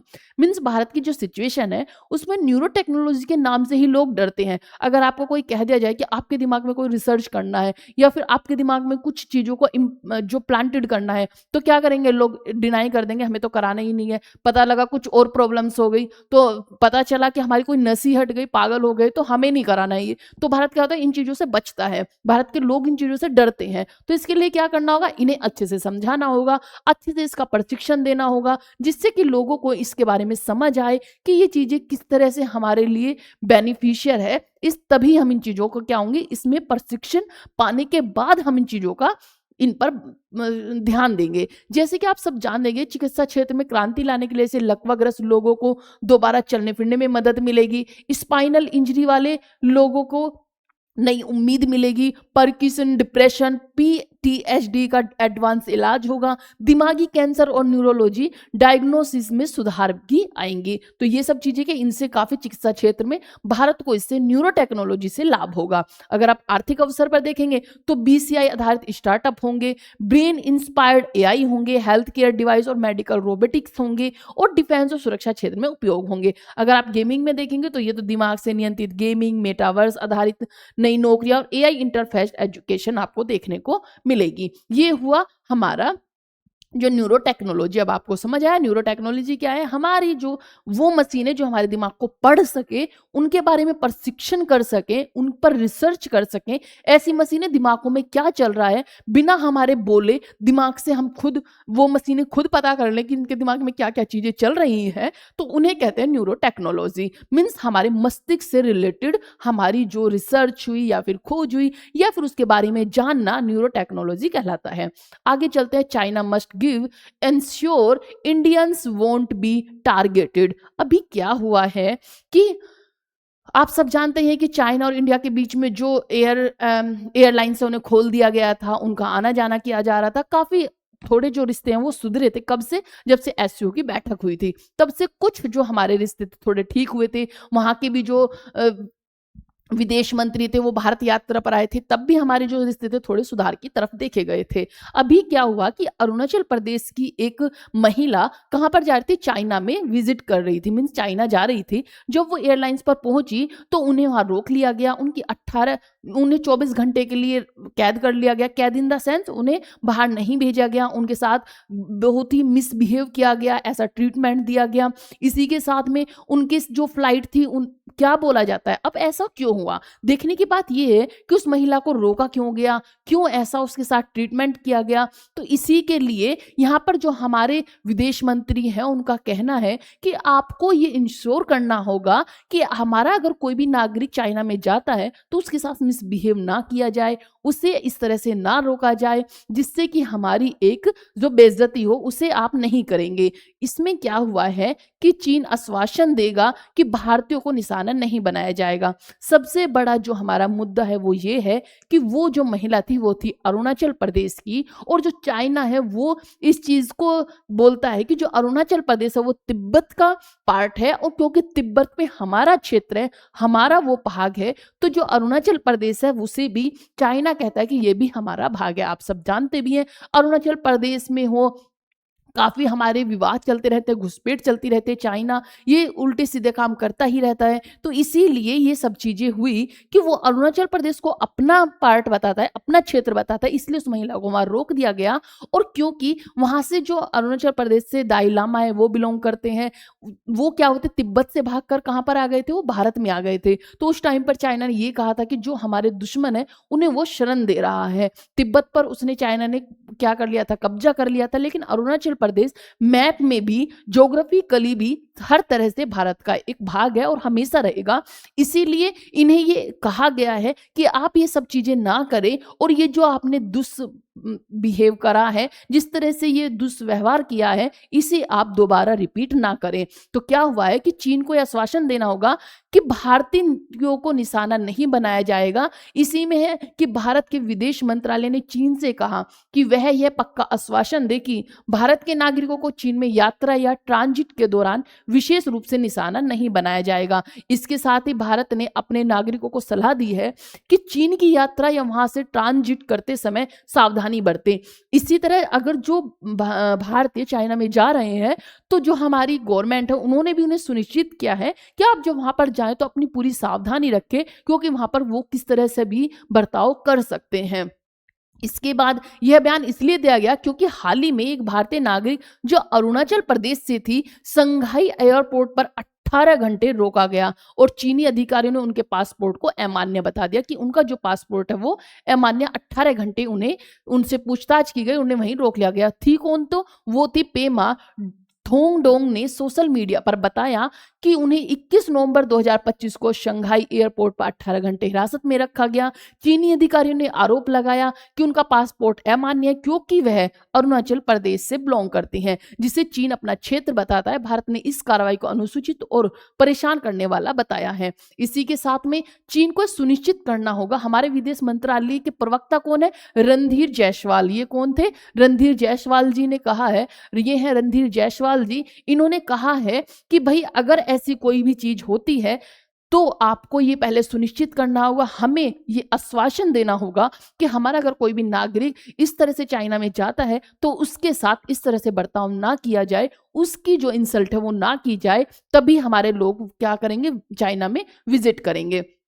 चीन को सुनिश्चित करना हो कि भारतीय यात्रियों को एयरपोर्ट पर चुन चुन कर निशाना न बनाया जाए, उन्हें मनमाने तरीके से रोका या परेशान ना किया जाए। अंतर्राष्ट्रीय नियमों के अनुसार भारतीयों के साथ भेदभाव न हो। भारत ने चीनी अधिकारियों से औपचारिक मांग की है कि भारतीय नागरिकों की सुरक्षा, बिना कारण की हिरासत नहीं, यात्रा नियमों का सम्मान, जो यात्रा नियम है उसका सम्मान किया जाए, और जो बिना कारण के हिरासत में नहीं लोगे, आप किसी भी व्यक्ति को हिरासत में नहीं रखोगे, भारतीय नागरिकों की सुरक्षा का भी आपको आश्वासन देना होगा। भारत की चेतावनी क्या है? भारत ने अपने नागरिकों को ड्यू डिस्क्रेशन यानी अत्यधिक सावधानी बरतने के लिए कहा है।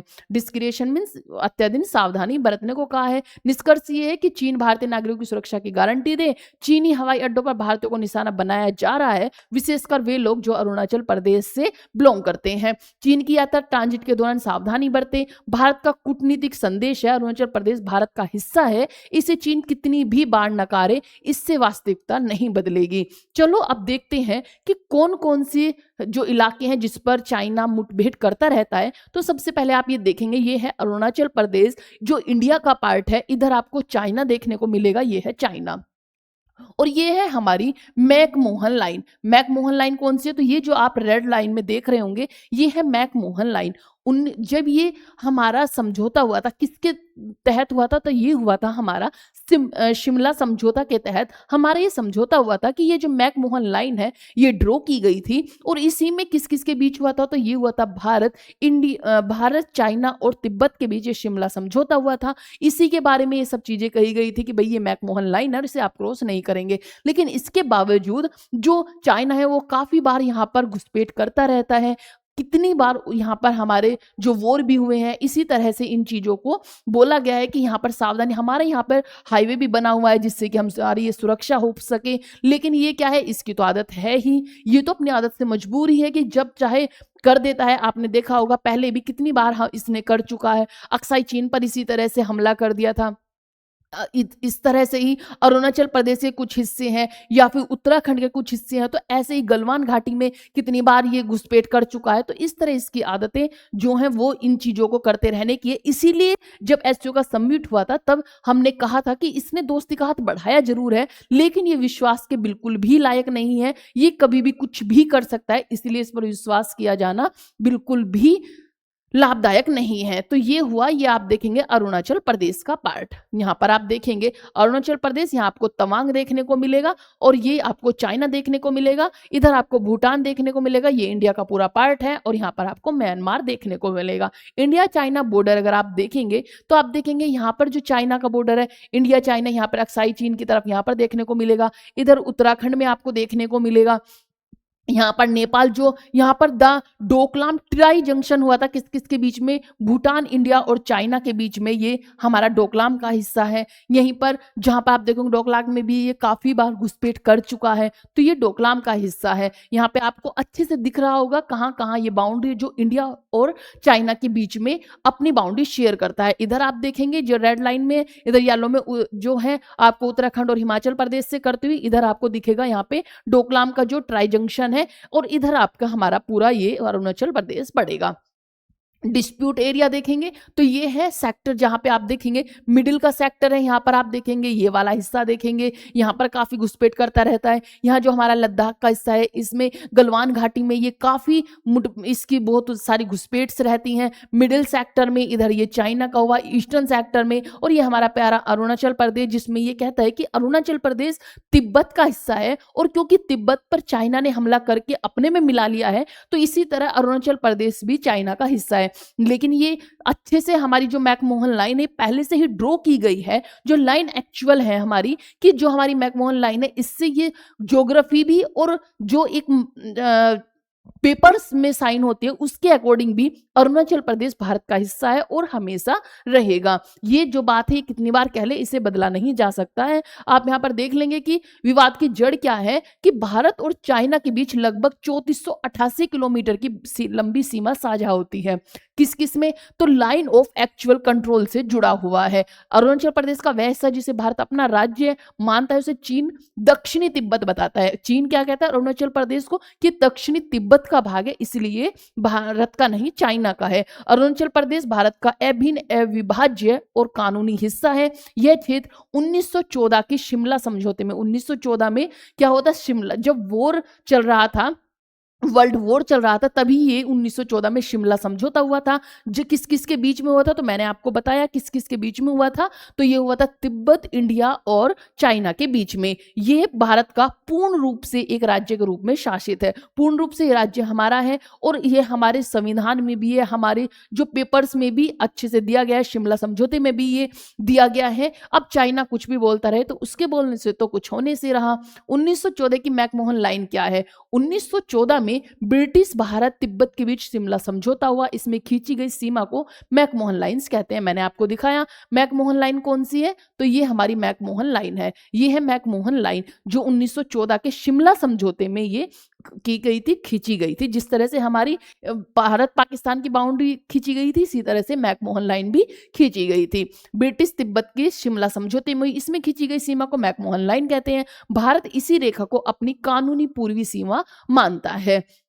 मैकमोहन लाइन वैध है, इसलिए अरुणाचल भारत का हिस्सा है। उस समय तिब्बत स्वतंत्र नहीं हुआ था। उस समय क्या था, तिब्बत स्वतंत्र नहीं था, इसीलिए उसका समझौता मान्य नहीं है, यह विवाद की सबसे बड़ी वजह है। इसीलिए ये क्या कहता है कि ये हम नहीं मानेंगे। चीन बार-बार अरुणाचल को अपना बताने की कोशिश करता है। तिब्बत पर राजनीतिक नियंत्रण मजबूत करने के लिए चीन तिब्बत को अपना हिस्सा मानता है, इसीलिए वह तिब्बत के दक्षिणी हिस्सों को यानी अरुणाचल पर भी अपना दावा करता है। दलाई लामा जो कि तवांग का महत्व जानेंगे कि अरुणाचल प्रदेश के तवांग क्षेत्र में, जो अरुणाचल प्रदेश का तवांग क्षेत्र है, वहां से बिलोंग करते थे कौन?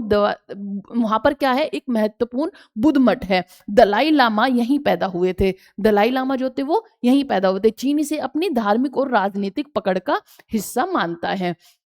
चलेंगे आगे कि अरुणाचल प्रदेश बहुत महत्वपूर्ण है क्योंकि हिमालय के पास में पड़ता है, चीन की सीमावर्ती क्षेत्रों को प्रभावित करता है, सैन्य दृष्टि से भी काफी मजबूत यहाँ पर पोजीशन देता है। इसीलिए इससे क्या है कि अरुणाचल प्रदेश को अपने में ये मिलाना चाहता है, लेकिन इसकी सारी जो आशाएं हैं वो निसफल हैं क्योंकि ये कभी भी अरुणाचल प्रदेश को अपने में नहीं मिला सकता है। इसी के साथ बहुत सारे युद्ध भी हुए हैं, हम देखेंगे कौन कौन सा युद्ध हुआ। भारतीय लोगों के वीजा में दिक्कत क्यों? अरुणाचल के लोगों को चीन जो है कौन सा वीजा देता है? तो वो देता है स्टेपल्ड वीजा देता है, क्योंकि वह मानता है कि यह लोग भारत के नहीं चीन के क्षेत्र में आते हैं। भारतीय नेताओं की यात्रा का विरोध क्या है? जब भी भारत का प्रधानमंत्री, राष्ट्रपति, दलाई लामा अरुणाचल प्रदेश जाते हैं तो चीन विरोध करता है कि ये भारतीय लोग क्यों आ रहे हैं। अपने नक्शे में अरुणाचल को साउथ तिब्बत दिखाता है। 2023-24 के चीनी नक्शे में भी ऐसा किया गया था। भारतीयों का एयरपोर्ट रोका क्यों गया? हाल ही में चीन में अरुणाचल की एक भारतीय महिला को पासपोर्ट अमान्य बताकर रोक दिया गया। भारत को स्पष्ट कानूनी मजबूती, अगर आप देखेंगे तो ये है भारत चीन का जो युद्ध हुआ था 1962 में, जो चीन का युद्ध हुआ था, इसने सडनली ही भारत पर क्या कर दिया था? हमला कर दिया था। कोई ना तो पता था ना ही कोई चीजें थी, एकदम धोखे से इसने वहां पर क्या किया? युद्ध कर दिया, हमला कर दिया। कैसे हुआ? चीन 1962 में अरुणाचल प्रदेश के बड़े हिस्से पर हमला किया, लेकिन युद्ध के बाद वह पीछे हट गया। जब युद्ध किया गया तो उसे फिर वो अरुणाचल प्रदेश में घुस गया था, लेकिन क्या गया? उसे अपने पीछे कदम लेने पड़े और उसे पीछे हटना पड़ा। एलएसी पर कई बार टकराव हुए। चीन सीमा के पास इंफ्रास्ट्रक्चर बढ़ रहा है। भारत भी तेजी से सड़कें, एयरबेस और सैन्य पोस्ट विकसित कर रहा है। जब 1962 का युद्ध हुआ था, उसी के तहत क्या किया गया था कि जवाहरलाल नेहरू ने बोल दिया था कि जहां जहां पर हमें ये लगता है कि जो चाइना है वो हमला कर सकता है, तो वहां पर अपने चेक पोस्ट बना दिए जाएं, वहां पर मिलिट्री को अच्छे से सुविधाएं दी जाए। अब वहां पर सड़कें भी बन रही है। पहले क्या थी? वहां पे सड़कें नहीं थी। हमारी आर्मी को जाने में काफी लंबा टाइम लग जाता था, कई कई दिनों में जाकर वहां पहुंचते थे। लेकिन अब जो हमारी सड़कें वो ठीक की जा रही है, वहां का इंफ्रास्ट्रक्चर बदल रहा है, तो इसीलिए भी चाइना की जो टेंशन है वो बढ़ती जा रही है कि अब हम इतना आसान नहीं है भारत पर हमला करना। इसी के साथ भारत चीन जब युद्ध हुआ था, तो युद्ध कब हुआ था? 1 महीने तक ये युद्ध चला था। 20 अक्टूबर 1962 को ये शुरू हुआ था और 21 नवंबर 1962 तक ये चला, मीन्स 1 महीने तक ये चला था। अगर आप देखेंगे तो सीमा विवाद किस किस में? तो भारत चीन के बीच 2 मुख्य क्षेत्र है। एक है पूर्वी का क्षेत्र जो कि अरुणाचल प्रदेश है, जो कि मैकमोहन लाइन को सीमा मानता है और चीन इसे अवैध कहकर साउथ तिब्बत बताता है। इसी के साथ पश्चिमी क्षेत्र है लद्दाख का, जहां पर अक्साई चीन का है। भारत इसे जम्मू कश्मीर का हिस्सा मानता है और चीन इसे अपना हिस्सा बताता है, क्योंकि चीन ने इस क्षेत्र में सड़क बनाई थी। कौन सी है? तो वो है जाइंजीनांग तिब्बत हाईवे, यहां पर बनाया हुआ है। फिर से देखेंगे कि भारत की जो फॉरवर्ड पॉलिसी है वो क्या थी? तो फॉरवर्ड पॉलिसी में था कि नेहरू सरकार ने सेना को निर्देश दिए जहां भी चीन घुसपैठ करता है वहां छोटे पोस्ट बना दिए जाएं। चीन इसे उकसाने वाला कदम मानता है कि भाई ऐसा मुझे उकसाने के लिए किया जा रहा है। तिब्बत का मुद्दा क्या था कि 1959 में दलाई लामा भारत आए थे। 1959 में क्या हुआ था? जब तिब्बत पर चाइना ने हमला कर दिया था, तो जो दलाई लामा थे वो भागकर कहाँ गए थे? भारत में आ गए थे। तो चीन को लगा भारत तिब्बत के विद्रोहियों की मदद कर रहा है। भारत को कितना नुकसान हुआ था इस युद्ध में? तो जब ये युद्ध हुआ था तो 1383 जो सैनिक हमारे शहीद हो गए थे, 1700 लापता हो गए थे, 400 लोगों को इन्होंने कैद कर लिया था। इसी के साथ भारत की रक्षा नीति पूरी तरह बदल गई है। अब सेना का विस्तार भी बढ़ रहा है, हथियार अधिग्रहण बढ़ गया है और पर्वतीय जो डिवीजन है वो भी तैयार कर दिए गए हैं। 1965 और 1971 में भारत बहुत मजबूत सेना के साथ लड़ा। चीन ने अक्साई चीन पर पूरी तरह कब्जा कर लिया। ये 1962 की बात है। फिर जब 1965-1971 हुआ तो ये भारत को नहीं हरा पाया। चीन ने अक्साई चीन पर पूरी तरह से कब्जा कर लिया है। चीन ने अक्साई चीन पर कितने किलोमीटर पर? तो 38,000 वर्ग किलोमीटर पर इसने अपना कब्जा किया हुआ है। इस साथ भारत और चीन में अविश्वास बढ़ा, जो आज भी दिखता है। 2020 में गलवान घाटी में इसने ऐसे ही घुसपैठ की। 2017 में इसने डोकलाम में भी इसी तरह से घुसपैठ की थी, जहां पर इसे मुंह तोड़ जवाब भी मिला।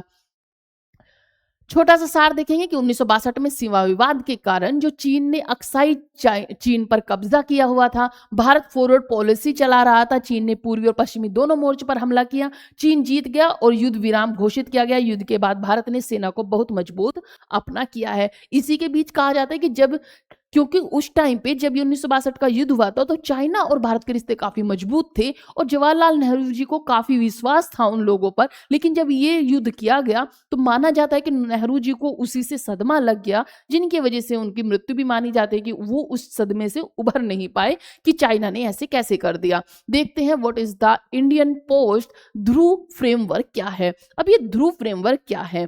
जो ध्रुव फ्रेमवर्क है, क्या किया गया है कि जब भी हम कुछ चीज खरीदते हैं, कुछ अपने फॉर्म भरते हैं या कुछ एड्रेस करते हैं या फिर कुछ भी चीजें करते हैं तो उसके लिए हमें अपने घर का एक एड्रेस देना होता है और हर जगह हमें बार बार उसे फिल करना होता है। लेकिन अब एक पोस्ट जो है, जो ध्रुव फ्रेमवर्क चला है, उसमें क्या है कि एक आईडी बनाई जाएगी। जैसे हमारा आधार कार्ड की आईडी होती है, उसे कहीं पूरे भारत में कहीं भी डाल दो, आपकी सारी इंफॉर्मेशन खुल के आ जाती है। इसी तरह से जो हमारा एड्रेस है उसकी भी एक आईडी बनाई जाएगी। फिर उस आईडी को जहां भी फिल करेंगे वो जो आईडी है ओपन हो जाएगी और हमारा जो एड्रेस है अपने आप ही खुलकर आ जाएगा। तो ये इस तरह से एक फ्रेमवर्क बनाया गया है, ध्रुव फ्रेमवर्क। जानते हैं इसके बारे में कि भारत सरकार के डाक विभाग ने मई में ध्रुव नाम का एक नया सिस्टम प्रस्तावित किया है। ध्रुव क्या है?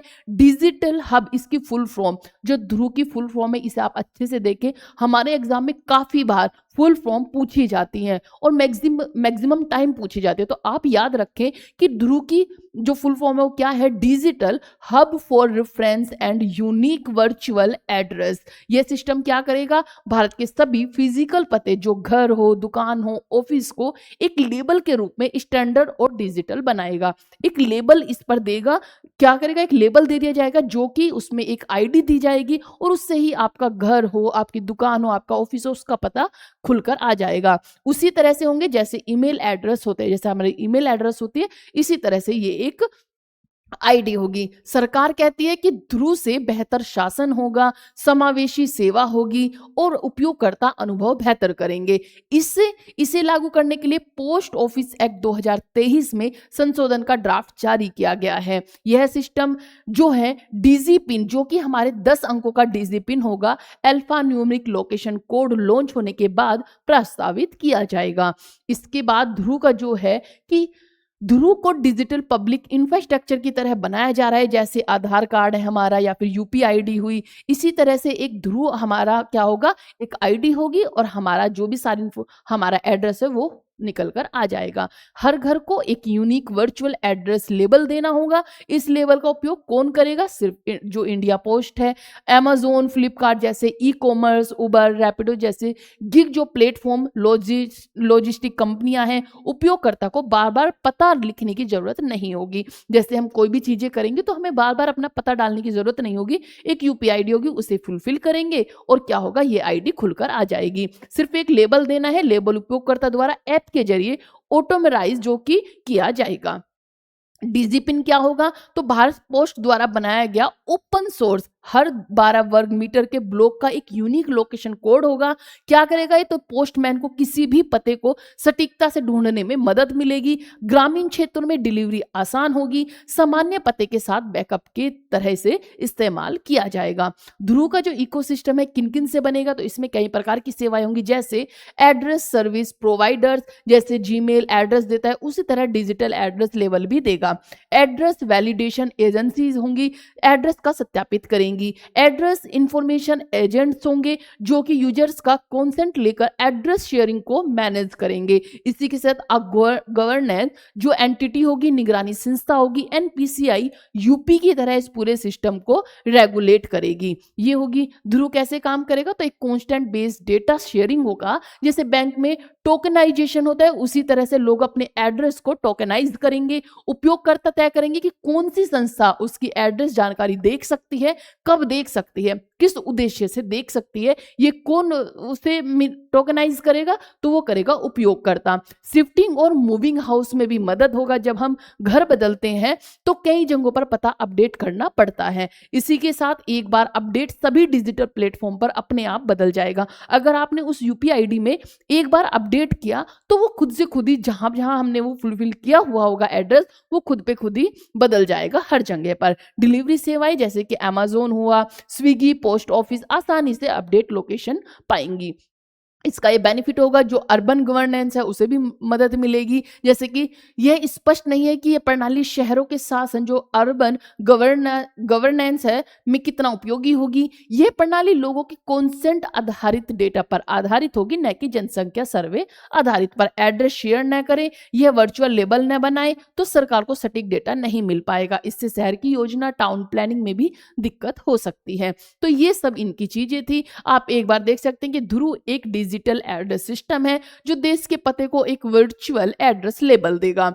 इससे डिलीवरी, लॉजिस्टिक्स, ई कॉमर्स और सरकारी सेवाओं को बड़ी सुविधा होगी। उपयोगकर्ता को बार बार अपना पता लिखने की जरूरत नहीं होगी। सेकंड है, ये इफेक्टिव गवर्नेंस और इंक्लूसिव सर्विस डिलीवरी में भी मदद करेगी। इसका उपयोग कंपनी और सरकारी प्लेटफॉर्म दोनों ही करेंगे। तो ये हुआ हमारा ध्रुव, जो हमारी एक यूपीआई आईडी की तरह काम करेगी। पोस्ट ऑफिस इससे कर रहे हैं, पोस्ट ऑफिस 2023 एक्ट के तहत इसे लॉन्च किया जाएगा। तो ये सब चीजें हुई। चलिए इसमें भी हम कुछ क्वेश्चंस देखते हैं कि कुछ क्वेश्चंस दिए गए थे जीनोसाइड के ऊपर। तो देखेंगे जीनोसाइड क्या है, क्या क्या चीजें हमें इसे देखने को मिलेगी। द हिंदू की ये कल क्वेश्चंस दिए गए थे, तो इसे भी हम देखेंगे। जीनोसाइड कन्वेंशन, जो कि अंतर्राष्ट्रीय कानून का ऐतिहासिक समझौता है, इसे संयुक्त राष्ट्र महासभा यूएनजीए ने 1948 में अपनाया था। इस समझौते में पहली बार दुनिया ने नरसंहार को एक अपराध घोषित किया था। इसी के लिए यानी कोई भी देश, समूह, सरकार आदि जानबूझकर किसी जाति, नस्ल, धर्म, समुदाय को नष्ट करने की कोशिश नहीं करेगा तो वह अंतर्राष्ट्रीय अपराध माना जाएगा। अगर इस तरह करता तो अंतर्राष्ट्रीय अपराध माना जाएगा। जैसे कि आप सब जानते हैं, रशिया को भी कितनी बार कहा गया कि वो नरसंहार कर रहा है, जीनोसाइड का उल्लंघन कर रहा है। इसी तरह से तो अंतर्राष्ट्रीय में उसे अपराध माना जाता है। तो ये सब चीजें ही कब किया गया था? 1948 में ये बनाया गया था संयुक्त राष्ट्र महासभा में। जीनोसाइड एक्ट के द्वारा, जीनोसाइड कन्वेंशन के अकॉर्डिंग इसे बनाया गया था। देखते हैं सबसे पहला क्वेश्चन क्या है कि संयुक्त राष्ट्र महासभा ने जीनोसाइड कन्वेंशन को किस तारीख को अपनाया था? तो ये किस तारीख को अपनाया गया था? तो ये अपनाया गया था 9 दिसंबर 1948 में। कब? 1948 में इसे अपनाया गया था। ये हुआ। चलते हैं नेक्स्ट, यहां पर देख लोगे संयुक्त राष्ट्र महासभा ने जीनोसाइड कन्वेंशन को 9 दिसंबर 1948 को अपनाया था। इसी दिन अंतर्राष्ट्रीय कानून में पहली बार जीनोसाइड शब्द को अपराध बनाया गया था। इसके बाद सेकंड क्वेश्चन है हमारा, सेकंड क्वेश्चन है कि यह समझौता कब लागू हुआ और कानूनी रूप से प्रभावी बना? कई अंतर्राष्ट्रीय समझौते अपनाए जाने के कई साल बाद लागू होते हैं। तो ये समझौता कब हुआ था? तो ये हुआ था 12 जनवरी। कब हुआ था? 12 जनवरी 1951 में। 12 जनवरी 1951 में इसे लागू किया गया था। ये लागू हुआ था। तो यहाँ आप देखेंगे 12 जनवरी 1951 में इसे लागू किया गया था। यहाँ पे आप देखेंगे कि जीनोसाइड कन्वेंशन को लागू होने के लिए सदस्य देशों की एक तय संख्या द्वारा अनुमोदन जरूरी था। यह संख्या पूरी तरह समझौता 12 जनवरी 1951 को कानूनी रूप से प्रभावी बना। इसके बाद थर्ड क्वेश्चन है कि साल 2025 तक लगभग कितने देश इस सम्मेलन का हिस्सा हुए? तो कितने देश थे? तो इस देश का 153 देश इस जो समूह है, इस समुदाय, इस सम्मेलन का सदस्य देश बने। कौन कौन से? 153। देखते हैं साल 2025 में लगभग कितने देश इस सम्मेलन में हिस्सा लिया था? तो 153 देशों ने इसमें हिस्सा लिया था। 2025 तक दुनिया के लगभग 153 देश जीनोसाइड कन्वेंशन को स्वीकार कर चुके थे। यह संयुक्त राष्ट्र की सबसे व्यापक रूप से स्वीकार किए गए मानव अधिकार समझौते में से एक है। इसी के साथ इसका चलते हैं, थर्ड हो गया क्वेश्चन हमारा। अब चलते हैं फोर्थ क्वेश्चन पर। 5 क्वेश्चन है, इन्हें फटाफट हम देख लेंगे कि क्या क्या है। What 4 type of groups are protected under the convention's definition of genocide? Genocide convention किस 4 प्रकार के समूह को सुरक्षा प्रदान करता है, यानी जिसके खिलाफ नरसंहार जो अपराध माना जाएगा आमतौर पर कौन-कौन से हैं? तो वो सब हैं जैसे कि हमारे हुए राष्ट्रीय, जातीय, नस्लीय और धर्मीय। राष्ट्रीय, जातीय, नस्लीय और धार्मिक समूह पर अगर इन्हें टारगेट कर कर किसी देश पर इस तरह से हमला किया जा रहा है तो इसे नरसंहार माना जाएगा।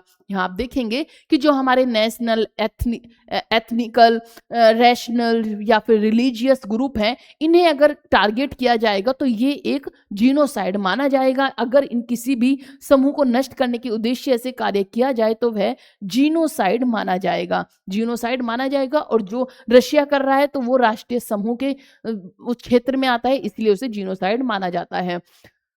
क्या ये समझौते सांस्कृतिक नरसंहार भी हो सकते हैं या फिर राजनीतिक नरसंहार को जीनोसाइड की परिभाषा में शामिल करेंगे? ये कह रहे हैं कि राजनीतिक होगा या फिर सांस्कृतिक होगा, इनमें से कौन सा होगा? तो आप सब जानते हैं कि यहाँ देखेंगे कि जो हमारे ये कल्चर जीनोसाइड है या पॉलिटिकल जीनोसाइड को शामिल नहीं किया जाता, क्योंकि इसमें कौन कौन से हैं? तो मैंने आपको बताया राष्ट्रीय समूह, जातीय समूह या फिर हमारी नस्लीय समूह या फिर धार्मिक समूह। सांस्कृतिक पहचान मिटाना, राजनीतिक समूह को निशाना बनाना जीनोसाइड की परिभाषा में नहीं माना जाता है।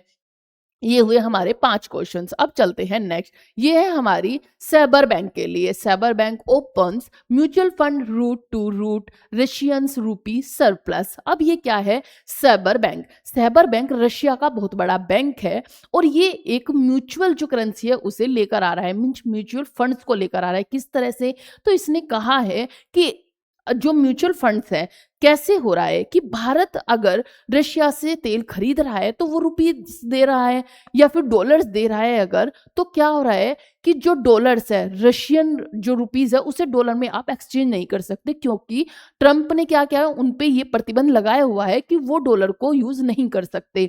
इसी की वजह से क्या हो रहा है, जितना भी रशिया भारत ऑयल खरीद रहा है और जो करेंसी रशिया के पास जा रही है वो वहां पर जमा हो रही है, उसे वो कुछ भी उसका यूज नहीं कर पा रहे हैं। लेकिन अगर ऐसा होता है कि वो वहां के जो निवेशक है भारत में निवेश करें तो इससे क्या होगा, जो हमारी करेंसी है उसका आदान प्रदान इजीली ढंग से हो पाएगा। तो इसके लिए एक साइबर बैंक क्या प्लानिंग लेकर आया है तो देखेंगे कैसे है। रूस की फंसी हुई जो भारतीय रुपए की राशि को निवेश में लगाने का नया रास्ता साइबर बैंक का म्यूचुअल फंड करेगा।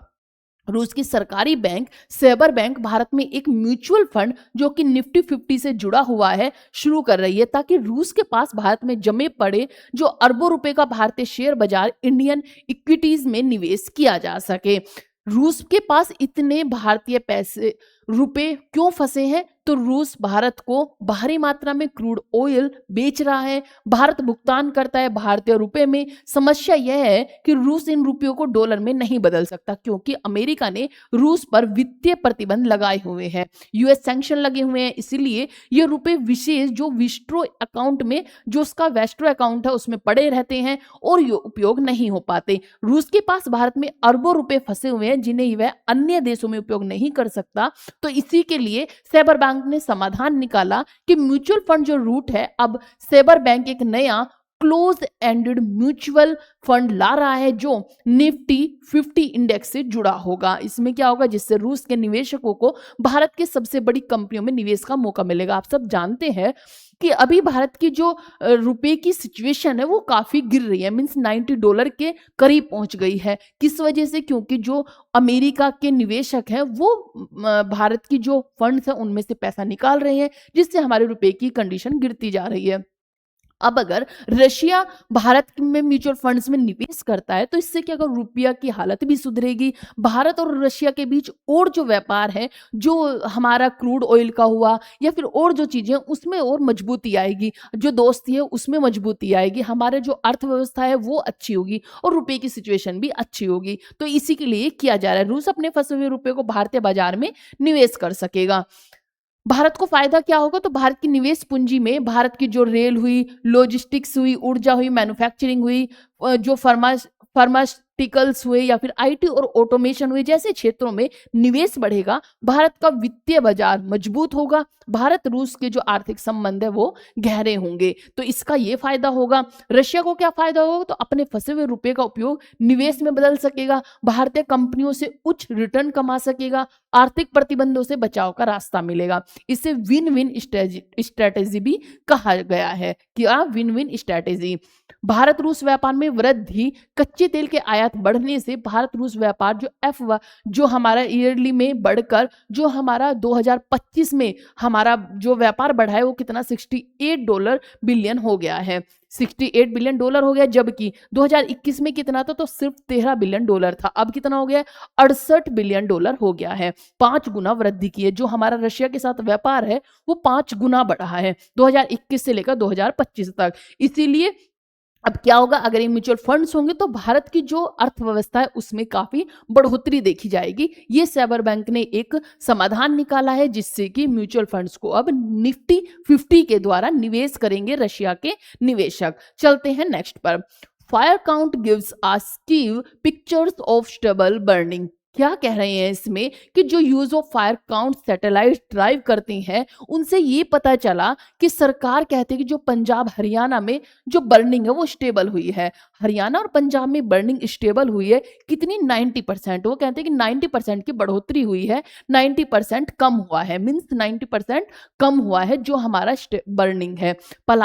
पराली जलाना है। आप सब जानते हैं कि हरियाणा पंजाब में पराली भारी मात्रा में जलाई जाती है। क्यों जलाई जाती है? क्योंकि यहाँ पे राइस काफी भारी मात्रा में उगाए जाते हैं, गेहूं भी बहुत भारी मात्रा में यहाँ पे उत्पादन होता है। और वो क्या करते हैं, आप जानते होंगे कि जो गेहूं और चावल यहाँ पर बोए जाते हैं उनके ऊपर ऊपर से गेहूं चावल को निकाल लिया जाता है, बाकी जो भूसा बचता है उसे वो खेतों में ही जला देते हैं, जिससे क्या है जो पोल्यूशन है वो बहुत ज्यादा बढ़ जाता है। क्योंकि दिल्ली से सटा हुआ हरियाणा है और यहाँ पर आपको पंजाब देखने को मिलेगा। इसी की वजह से क्या है जो पोल्यूशन है वो दिल्ली में आता है और भी आसपास के इलाकों में जो एनसीआर के इलाके हैं उनमें, और पोल्यूशन की जो मात्रा बढ़ी हुई है उसकी वजह से कहा गया पराली को कम जलाया जाए जिससे कि हम पोल्यूशन को कंट्रोल में रख सकें। लेकिन क्या है कि ये कहा गया हरियाणा पंजाब की तरफ से कि हमने 90% कमी की है, लेकिन ये सही डेटा नहीं है। सही डेटा क्या है? तो लेकिन एक नई सोच जो ई फॉरेस्ट के अनुसार फायर काउंट जो आग की संख्या देखकर यह दावा गलत हो सकता है। वास्तव में बर्न जो एरिया है, जली हुई जमीन का जो क्षेत्र है वो 30% ही कम हुआ है। कैसे? कि जो जले हुए धब्बे रह जाते हैं, क्या करते हैं लोग, यहाँ पे जो सैटेलाइट है उन्हें पता है कि किस किस टाइम पर सैटेलाइट यहाँ पर घूम कर जाती है, तो वो क्या करते हैं जब उस सैटेलाइट के बीच का जो गैप होता है, उसके राउंड लगाने के टाइम के बीच का जो गैप होता है उसमें वो उस पराली को जला देते हैं और फिर उसे ढक देते हैं। उस हिस्से को क्या करते हैं, वो ढक देते हैं और बाद में क्या होता है कि बोल देते हैं कि यहाँ पर पराली का जो है बहुत ही कम जलाया जा रहा है। लेकिन अब एक और अलग से जो हमारा सैटेलाइट है लॉन्च किया गया है, उसने क्या है वो क्या करेगा, वो हर 15 मिनट में चक्कर लगाएगा और वो ढकने के बाद अगर काले धब्बे जो पाए जाते हैं, जमीन पर जो जलने के धब्बे पाए जाते हैं, उनसे भी वो अब क्या कर पाएगा, रिसर्च कर पाएगा, खोज कर पाएगा कि कहां कहां पर पराली जलाई जा रही है। तो इसमें जाना गया है कि सिर्फ 30% ही कम हुई है, 90% कम नहीं हुई है। यानी आग की संख्या कम दिख रही है पर जली हुई जमीन उतनी कम नहीं हुई है। इससे पता चलता है कि स्थिति को समझने के लिए सिर्फ फायर काउंट पर भरोसा नहीं किया जा सकता। अब चलते हैं ई फॉरेस्ट का जवाब क्या है। जो ई फॉरेस्ट है, international forum for environment sustainability and technology ने कहा आग की संख्या कम दिख सकती है, लेकिन असल में जला हुआ जो क्षेत्र है वो 30% ही कम हुआ है। मीन्स 31,500 स्क्वायर किलोमीटर से घटकर 19,700 स्क्वायर किलोमीटर हुआ है। इसका मतलब है सैटेलाइट आग की छोटी घटनाओं को पकड़ नहीं पाते, इसलिए फायर काउंट मिसलीडिंग हो सकता है। बर्न्ड एरिया क्यों ज्यादा भरोसेमंद है? तो आग बुझाने के बाद भी जमीन पर जो बर्न मार्क्स रहते हैं, मल्टी स्पेक्ट्रल सैटेलाइट इन्हें डिटेक्ट कर लेती हैं। स्मोक और लैंड बर्निंग को पकड़ने में बर्न्ड एरिया जो मेथड है ज्यादा अच्छा है। इसीलिए फायर काउंट की जगह बर्न्ड एरिया से स्थिति को बेहतर समझा जा सकता है। इन्होंने कहा है कि आप ये मत देखो कि आग कहां कहां लग रही है, आप बर्न्ड एरिया को देखो, कौन कौन सा क्षेत्र जला हुआ है, कहां कहां पर जलने के जो साक्ष्य हैं वो पाए जाते हैं, उसके अकॉर्डिंग पता लगाओ कि भाई कितना जो हमारी ये पराली जलाने में कितनी कमी आई है। इसी के साथ एक मेटो जो सेट है 8 और 9 सर्च किया गया है वो क्या है, जो हमारी जियो स्टेशनरी सैटेलाइट की क्या भूमिका है। ये पृथ्वी के ऊपर एक जगह से लगातार डेटा लेते हैं। इनके फायदे क्या है, ये हर 15 मिनट में डेटा पूरे दिन निगरानी करेगी, हर 15 मिनट में डेटा लेगी और पूरा दिन ये निगरानी करेगी। जली हुई जगह की हीट सिग्नेचर नियमित मिलती है, उनसे ये पता कर लेगी कि कहां कहां पर जो बर्न हमारे साइन पाए गए हैं और कहां कहां प्रणाली को जलाया गया है। 2022 में ज्यादातर फायर शाम के समय लग रही थी। यही समय पोलर सैटेलाइट्स जो थे हमारे, जैसे कि मोडीज हुए, वार्स हुए, मिस कर देते थे, इसलिए फायर काउंट कम दिखता था। लेकिन हकीकत में आग अभी भी लग रही है। ये हुई हमारी सैटेलाइट। अब कौन सी सैटेलाइट है, मेटो सैट 8 और 9, जो कि बर्न जो इलाके हैं, जो फील्ड है, उन्हें वो देखेगी और वहीं से क्या करेगी, वो पता लगाएगी कि कहां कहां पर पराली को जलाया जा रहा है। हर 15 मिनट में राउंड लगाएगी, हर 15 मिनट में चक्कर लगाएगी। चलते हैं नेक्स्ट न्यूज पर। ये है 7 states contribute more to total taxes than their share from devolutions. अब ये डिवोल्यूशंस क्या है, इसमें कहा जा रहा है कि जो हमारे, आप सब जानते ही हैं कि स्टेट और केंद्र के बीच एक अलग ही सिचुएशन बनी रहती है। अगर स्टेट और केंद्र में सेम ही पार्टी की सरकार है तब तो अच्छी खासी चीजें चलती हैं, लेन देन अच्छा रहता है, जो केंद्र है अच्छा खासा पैसा भी देती है स्टेट में। लेकिन बाई चांस अगर स्टेट में दूसरी किसी पार्टी की सरकार है तो वहां बड़ी प्रॉब्लम्स उठाने को देखने को मिलती हैं। जैसे आपने देखा होगा पंजाब में केजरीवाल रोजाना एलिगेशन लगाए रहते हैं केंद्र पर कि केंद्र हमें पैसा नहीं दे रही है। जब वो दिल्ली में थे तब भी वो एलिगेशन लगाते थे कि केंद्र हमें जितना हमें पैसा चाहिए उतना नहीं दे रही है, जबकि हम टैक्स काफी भारी मात्रा में उन्हें उपलब्ध करा रहे हैं, फिर भी हमें वो जो मिलनी चाहिए उतनी चीजें भी नहीं मिल रही हैं। तो हम देखेंगे कि किस किस राज्य के साथ क्या क्या चीजें हैं। तो देखते हैं कि 7 ऐसे राज्य जो पूरे देश के टैक्स में अधिक योगदान देते हैं, लेकिन बदले में केंद्र से मिलने वाला हिस्सा कम मिलता है। देश के 7 राज्य ऐसे जो भारत में कुल टैक्स वसूली में अपने हिस्से से ज्यादा योगदान करते हैं। मींस जो टैक्स वसूल करते हैं वो बड़ी मात्रा में केंद्र को देखते हैं, लेकिन केंद्र जो उन्हें हेल्प करती है, जो वापस में देती है, वो बहुत ही कम मात्रा में देती है। इसका क्या है, केंद्र सरकार से उन्हें डेवोल्यूशन कर वितरण में उतना हिस्सा नहीं मिलता है जितना मिलना चाहिए। मींस डेवोल्यूशन में जो टैक्स वसूलती है स्टेट या राज्य, वो जो केंद्र को दे देती है, लेकिन जब डिवोल्यूशन होता है या फिर जो सरकार को चाहिए होता है स्टेट को, उतना वापस में नहीं आता है, बल्कि उससे बहुत ही कम मात्रा में उन्हें दिया जाता है। केंद्र द्वारा राज्यों के दिए जाने वाले टैक्स का हिस्सा जो है के अनुसार यूपी का मामला देख लेते हैं सबसे पहले कि यूपी में क्या चीजें हैं। यूपी से जो टैक्स वसूल किया जाता है वो कम किया जाता है, लेकिन जब उसे वापस दिया जाता है उसे भारी मात्रा में दिया जाता है। तो क्या है, तो आइए देखते हैं कि यूपी का मामला है। उत्तर प्रदेश में 2020-21 से 2024-25 के बीच कुल टैक्स वसूली कितनी है, 4.6% है। जो रेड में लिखा हुआ है आप इसे ही सबसे ज्यादा नोटिफाई करें कि 4.6 योगदान है, लेकिन जो उसे दिया जाता है वो 15.8 टैक्स हिस्सा प्राप्त किया जाता है, लेकिन केंद्र से उसे 15.8 टैक्स हिस्सा मिलता है। मतलब यूपी को उसके योगदान से कहीं ज्यादा हिस्सा मिला हुआ है। इसी के साथ अगर इसके बदले में आप महाराष्ट्र को देखेंगे तो महाराष्ट्र में देखने को मिलेगा देश के कुल टैक्स राजस्व का वो 36.1% योगदान करता है, लेकिन जब उसे डिवोल्यूशन में दिया जाता है तो उसे 6.65% ही मिला हुआ है। तो ये एक जो है भेदभाव देखा गया है, यानी महाराष्ट्र देश का बड़ा टैक्स उत्पादक राज्य है, लेकिन केंद्र से मिलने वाला हिस्सा काफी कम है। नेगेटिव गैप कहा गया है, इससे क्या कहा गया कि नेगेटिव गैप कहा गया है। देखते हैं यहाँ पर किस राज्य को कितनी चीजें मिल रही हैं। अगर आप देखेंगे किन राज्यों का योगदान ज्यादा है लेकिन हिस्सा कम मिल रहा है, तो कर्नाटक 8.8% अंक कम है, हरियाणा में 4.3% कम है, गुजरात में 3.5, तमिलनाडु में 2.95 है, तेलंगाना में 1.4 ओनली है, गोवा में 0.04 और महाराष्ट्र में सबसे ज्यादा नकारात्मक अंतर देखा गया है। इतने अंतर ये देखे जा रहे हैं, सबसे ज्यादा जो अंतर देखा गया वो महाराष्ट्र में देखा गया है। और दिया जिसमें गया है कौन कौन से राज्य हैं जिन्हें योगदान से अधिक हिस्सा दिया गया है, तो आप देखेंगे उत्तर प्रदेश में सबसे अधिक है। मींस उसे उसका योगदान कितना है 4.6 का, उसे दिया कितना जा रहा है 15.8% दिया जा रहा है। इधर अगर उत्तर बिहार में देखेंगे तो इसका योगदान कितना है, तो ये 8% है, लेकिन दिया कितना जा रहा है 5.5% इसे दिया जा रहा है। मध्य प्रदेश 8% इसे दिया जा रहा है, मध्य प्रदेश को 5.5% दिया जा रहा है और राजस्थान को 3.5 1.55% अंक ज्यादा दिया जा रहा है। तो ये है ऐसे देश, ऐसे राज्य जिन्हें ज्यादा दिया जा रहा है उनके जो वो टैक्स वसूल कर केंद्र को दे रहे हैं उनके मुकाबले। तो ये हुई हमारी बातें। अब चलते हैं अपने जो हमारे प्रीवियस के क्वेश्चंस हैं, जो हमारे प्रीवियस वीक के क्वेश्चंस हैं, उन्हें हम देखते हुए चलेंगे। जनजातीय गौरव वर्ष पहल के तहत भारत का पहला एआई शक्ति अनुवादक जो आदिवासी भाषाओं के लिए लॉन्च किया गया है उसका नाम क्या है? तो वो है आदिवानी। आदिवानी क्या है? तो हमारा आदिवानी एक आदिवासी भाषाओं का अनुवादक है। क्या है? आदिवासी। आदिवासी जो भाषाएं होती हैं उनका अनुवादक कौन कर रहा है? तो वो कर रहा है, भाषाओं का अनुवादक कौन है? तो वो कर रहा है आदिवानी। कौन है? आदिवानी इसका अनुवादक करता है। क्या करता है? अनुवादक। आप याद रखें, ये अनुवादक किसका है? आदिवासी का वादक। ये देखेंगे आदिवानी हुआ, आदिवासी भाषाओं के लिए लॉन्च किया गया है। इसके बाद चलते हैं नेक्स्ट न्यूज पर।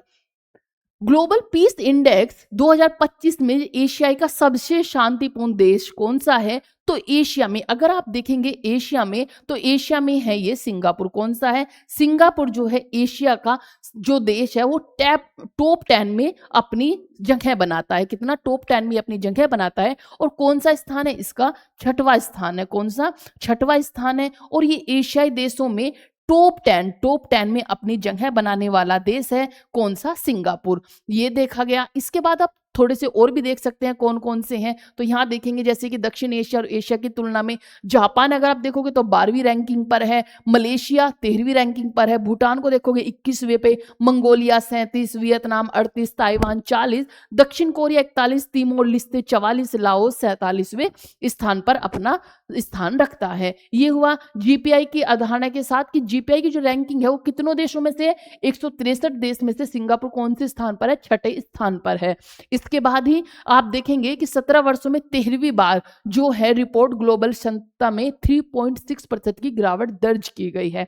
इसके साथ ही दक्षिण एशिया के क्षेत्र में इस समय दूसरा सबसे कम शांतिपूर्ण क्षेत्र घोषित किया गया है। इसका मुख्य कारण है बांग्लादेश और पाकिस्तान में बढ़ता तनाव और आपराधिक घटनाओं में वृद्धि। ये देखा गया कि दक्षिण एशिया जो है काफी इसकी जो चीजें खराब हुई दिख रही हैं। भारत में पहला barrier free tolling system multi lane free flow कहाँ लॉन्च किया गया? तो ये लॉन्च किया है गुजरात के NH48 84 टोल प्लाज्मा पर। ये क्या है? ये एक बैरियर फ्री टोलिंग सिस्टम है जो कि multi lane free flow launch करता है। कौन सा है? गुजरात का NH48 84 टोल प्लाज्मा। इसके बाद चलते हैं नेक्स्ट न्यूज पर जो है सेविंग प्रो में भारत का पहला ऑटो इन्वेस्टिंग सेविंग अकाउंट किस बैंक द्वारा लॉन्च किया गया? तो वो किया गया जियो पेमेंट्स बैंक के द्वारा। किसके? जियो पेमेंट्स बैंक के द्वारा हमारा जो है पहला, कौन सा? पहला auto investing saving account launch किया गया है। ये किस तरह वर्क करेगा? तो आप अगर देखेंगे किस तरह वर्क करेगा तो इसके लिए आप जानेंगे, देखते हैं यहां पर ऑटो इन्वेस्टिंग सेविंग अकाउंट क्या है कि सेविंग प्रो है। क्या है? सेविंग प्रो है, जियो पेमेंट बैंक द्वारा लॉन्च किया जा रहा है जो भारत में पहला ऐसा सेविंग अकाउंट है जो आइडियल बैलेंस, जो हमारा पर्याप्त उपयोग में आने वाली जमा राशि को ओवरनाइट म्यूचुअल फंड में स्वतः निवेश करेगा। मीन्स ऑटो इन्वेस्ट करेगा। जो हमारा पर्याप्त उपयोग में आने वाली जमा राशि है उसको क्या करेगा? रातों रात क्या करेगा? ओवरनाइट में, मीन्स म्यूचुअल फंड कर देगा और स्वतः ही वो निवेश हो जाएगा। ये कैसे काम करेगा? तो एआई ड्राइव स्वैप के द्वारा काम करेगा। स्विंग प्रो में एक ऑटो स्वीप तकनीक होगी जो कि आपकी बचत राशि में से अधिशेष भाग को दिन प्रतिदिन ओवरनाइट म्यूचुअल फंड में स्वतः संचालित कर देगी। तो ये कौन कर रहा है? ये कर रहा है हमारा कौन सा है? जियो पेमेंट्स बैंक। नेक्स्ट न्यूज पर चलते हैं।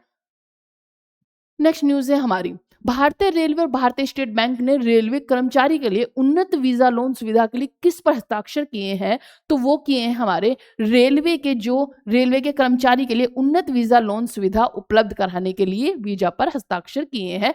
जो लोन है उस पर हस्ताक्षर किए हैं। ये क्या होगा कि लोन कर्मचारी अब बैंक से आसानी से उन्नत वीजा लोन ले सकेंगे। नेक्स्ट न्यूज है हमारी,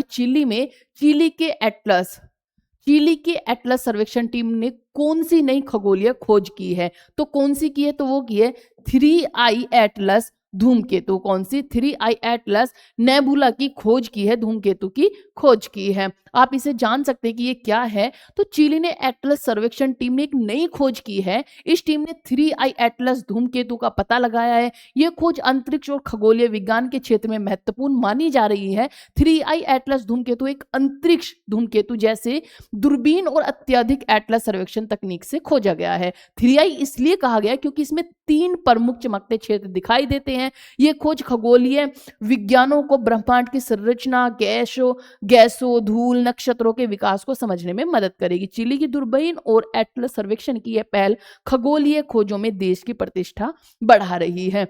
नेक्स्ट न्यूज है हमारी, दक्षिण कोरिया में मोबाइल फोन और ऐप्स पर प्रतिबंध लगाया गया है। क्यों लगाया गया? तो वो लगाया गया हानिकारक सामग्री और सुरक्षा सुनिश्चित करने के लिए दक्षिण कोरिया ने मोबाइल फोन के कुछ ऐप्स पर प्रतिबंध लगा दिया है कि ये बच्चों के लिए हानिकारक है, ये मिसलीडिंग करते हैं, जिससे कि बच्चे इनका मिसयूज करते हैं, और इसीलिए उन्होंने क्या किया है, उस पर प्रतिबंध लगा दिया है। ओमान ने नया गोल्डन वीजा कार्यक्रम शुरू किया है। तो किसके लिए? विदेशी निवेशकों और प्रतिभाशाली लोगों के लिए आकर्षित करने के लिए। क्या है गोल्डन वीजा? तो मैंने आपको बताया था कि ये वीजा है कि अगर वहां पर जाने के बाद अगर कोई भी ओमान में पहुंचता है और ओमान में पहुंचने के लिए बिजनेस के लिए कोई वीजा लेता है तो उसका सिर्फ एक वीजा बनेगा, फिर वो पूरे ओमान में कहीं भी बिजनेस कर सकता है। उसे अलग अलग जगह वीजा या अलग अलग चीजों को व्यवसाय करने के लिए वीजा नहीं लेना पड़ेगा। सिर्फ एक गोल्डन वीजा है जो कि पूरे ओमान में उसका काम करेगा। तो ये है, ओमान ने नया गोल्डन वीजा कार्यक्रम शुरू किया है। इस पहल का उद्देश्य विशेष प्रतिभा निवेशकों को आकर्षित करना, देश में लंबे समय तक रहने की सुविधा देना है। गोल्डन वीजा क्या है? ये एक लंबी अवधि का निवेश वीजा है जो निवेशकों, विशेषज्ञों को, कुशल पेशावरों को दी जाती है। वीजा धारक को ओमान में स्थानीय लंबी अवधि तक रहने, काम करने, निवेश करने की अनुमति मिलती है। ओमान की अर्थव्यवस्था में विदेश निवेश बढ़ेगा। प्रतिभाशाली लोगों को आकर्षित करना और स्थानीय विकास को बढ़ाना इसका उद्देश्य है। ये हुआ गोल्डन वीजा के बारे में। अब चलते हैं वन लाइनर, फटाफट से कुछ न्यूज है। ओलंपिक 2036 की तैयारियों के लिए केंद्र सरकार ने खोला खजाना। 3000 खिलाड़ियों को मिलेगा हर महीने 50,000 रुपए। अगर कोई भी 2036 ओलंपिक के लिए तैयारी करता है तो 3000 खिलाड़ियों को उसमें पार्टिसिपेट करने का मौका दिया जाएगा, उन्हें 50,000 रुपए महीना भी दिया जाएगा। सेकेंड है, पीएम मोदी की यूके और मालदीव यात्रा, मुक्त व्यापार समझौते और रिश्तों को सुधारने पर रहेगा जोर। ईडी ने जहांगीर बाबा पर कसा शिकंजा, 22 खातों में 60 करोड़ का संदिग्ध लेन देन, मुंबई से पनामा तक मनी लॉन्ड्रिंग का बड़ा नेटवर्क। नेक्स्ट है हमारा, अब असम में भाषाई विवाद, ममता बनर्जी ने भाषा को लेकर हेमंत बिश्वा पर साधा निशाना। शर्मा बोले मुस्लिम घुसपैठ को दिया जवाब। लिक्वर स्कैम है आंध्र प्रदेश में, वाईएसआरसीपी सांसद मिथुन रेड्डी गिरफ्तार। 3200 करोड़ शराब घोटाले में कार्रवाई। इसके बाद इजराइल के हमलों में 2023 से अब तक 58,000 फिलिस्तीनी नागरिकों की हुई मौत। भारत पाक संघर्ष का ट्रंप ने किया चौंकाने वाला खुलासा। ऑपरेशन सिंदूर में 5 जेट विमान हवा में मार गिराए गए। दुनिया की कोई ताकत भारत को निर्देश न दे, ये किसने कहा? भारत ने अपनी तरफ से कहा कि दुनिया की कोई ताकत भारत को निर्देश न दे। भारत पाक संघर्ष को लेकर ट्रंप के दावे पर बोले उपराष्ट्रपति धनखड़। फिर है, Trump claims 5 jet shoot down, Modi ji 5 जहाजों का सच क्या है? ट्रंप के दावे पर राहुल गांधी का सरकार पर हमला। नेक्स्ट न्यूज है हमारी, हाल ही में नमो भारत दिवस कहां मनाया गया था? तो आप सब जानते हैं, दिल्ली में बनाया गया था। कहां पर? भारत मंडपम में इसका आयोजन किया गया था। भारत के प्रधानमंत्री ने उड़ान योजना के तहत उत्तर प्रदेश के किस जिले में एक नई हवाई अड्डे का उद्घाटन किया? तो ये किया कहां पर? सहारनपुर में। सहारनपुर में किया। कदार जनजाति मुख्य रूप से किन राज्यों में निवास करती है? तो ये करती है केरल और तमिलनाडु में। कहां पर? केरल और तमिलनाडु में करती है। इसके बाद चलते हैं, वर्ल्ड जस्टिस प्रोजेक्ट द्वारा जारी रूल ऑफ लॉ इंडेक्स 2024 में भारत की क्या रैंक रही? तो वो रही है 79। कौन सी? 79, जो ये है 79वें स्थान पर ये रही है। कौन सी है? तो ये है हमारी रूल ऑफ लो इंडेक्स 2024 में भारत की रैंक रही है 79वें स्थान पर। इसके बाद हाल ही में समुद्री परिवहन समीक्षा 2024 रिपोर्ट किस संगठन ने की जारी? तो ये किसने की है? तो ये की है अंकटाड ने। किसने? अंकटाड ने की है। संयुक्त राष्ट्र व्यापार विकास सम्मेलन अंकटाड ने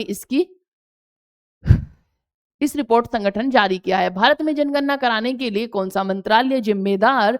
तो कौन सा मंत्रालय जिम्मेदार है जो यहाँ पर जनगणना कराता है? वो है गृह मंत्रालय। कौन? गृह मंत्रालय जनगणना कराने के लिए जिम्मेदार होते हैं। बरनवाला वन्यजीव अभयारण्य जो हाल ही में खबरों में था, किस राज्य में स्थित है? तो वो है छत्तीसगढ़ में। कहाँ पर? छत्तीसगढ़ में। ये थी हमारी लास्ट न्यूज। छत्तीसगढ़ के बरनवापारा वन्यजीव अभयारण्य में 2 जंगली भैंसों के बछड़ों का जन्म हुआ। संकटग्रस्त प्रजाति के संरक्षण की उम्मीदें बढ़ती हैं। यह अभयारण्य रायपुर जिले में स्थित है। तो ये हुई हमारी आज की करंट अफेयर की न्यूज। आई होप आपको ये समझ में आई होगी। मैंने पूरे अच्छे तरीके से कोशिश किया कि आपको वन बाय वन न्यूज को अच्छे से डिटेल में समझा सकूं, जिससे कि जो हमारी वन लाइनर क्वेश्चंस न्यूज होती हैं उसमें क्या होता है वो हम पढ़ के निकल जाते हैं, वो इजी भी लगती है कि चलो भाई वन लाइनर है, उसके 4 ऑप्शन को हमने समझ लिए और हो गया। लेकिन अगर आप थ्योरेटिकल और वन लाइनर में डिफरेंस देखेंगे तो वन लाइनर आपको थोड़े टाइम के लिए याद रहती है, लेकिन थ्योरेटिकल को पढ़ने में टाइम तो आपको लगता है, लेकिन वो आपको लंबे टाइम तक याद रहती है। तो ये आप ध्यान रखें कि जो थ्योरेटिकल रहती है, एक्सप्लेनेशन होती है, उसे आप ध्यान से सुने, क्योंकि वो लंबे टाइम तक आपको याद भी रहती है। इसी के साथ में इसी के बाद हम देखेंगे अब जो हमारा सेकंड पार्ट होगा, हम देखेंगे हरियाणा स्टेट को। तो आप उस क्लास को जरूर देखें। अगर आपको ये क्लास अच्छी लगी हो तो लाइक शेयर सब्सक्राइब जरूर करें। जय हिंद, जय भारत।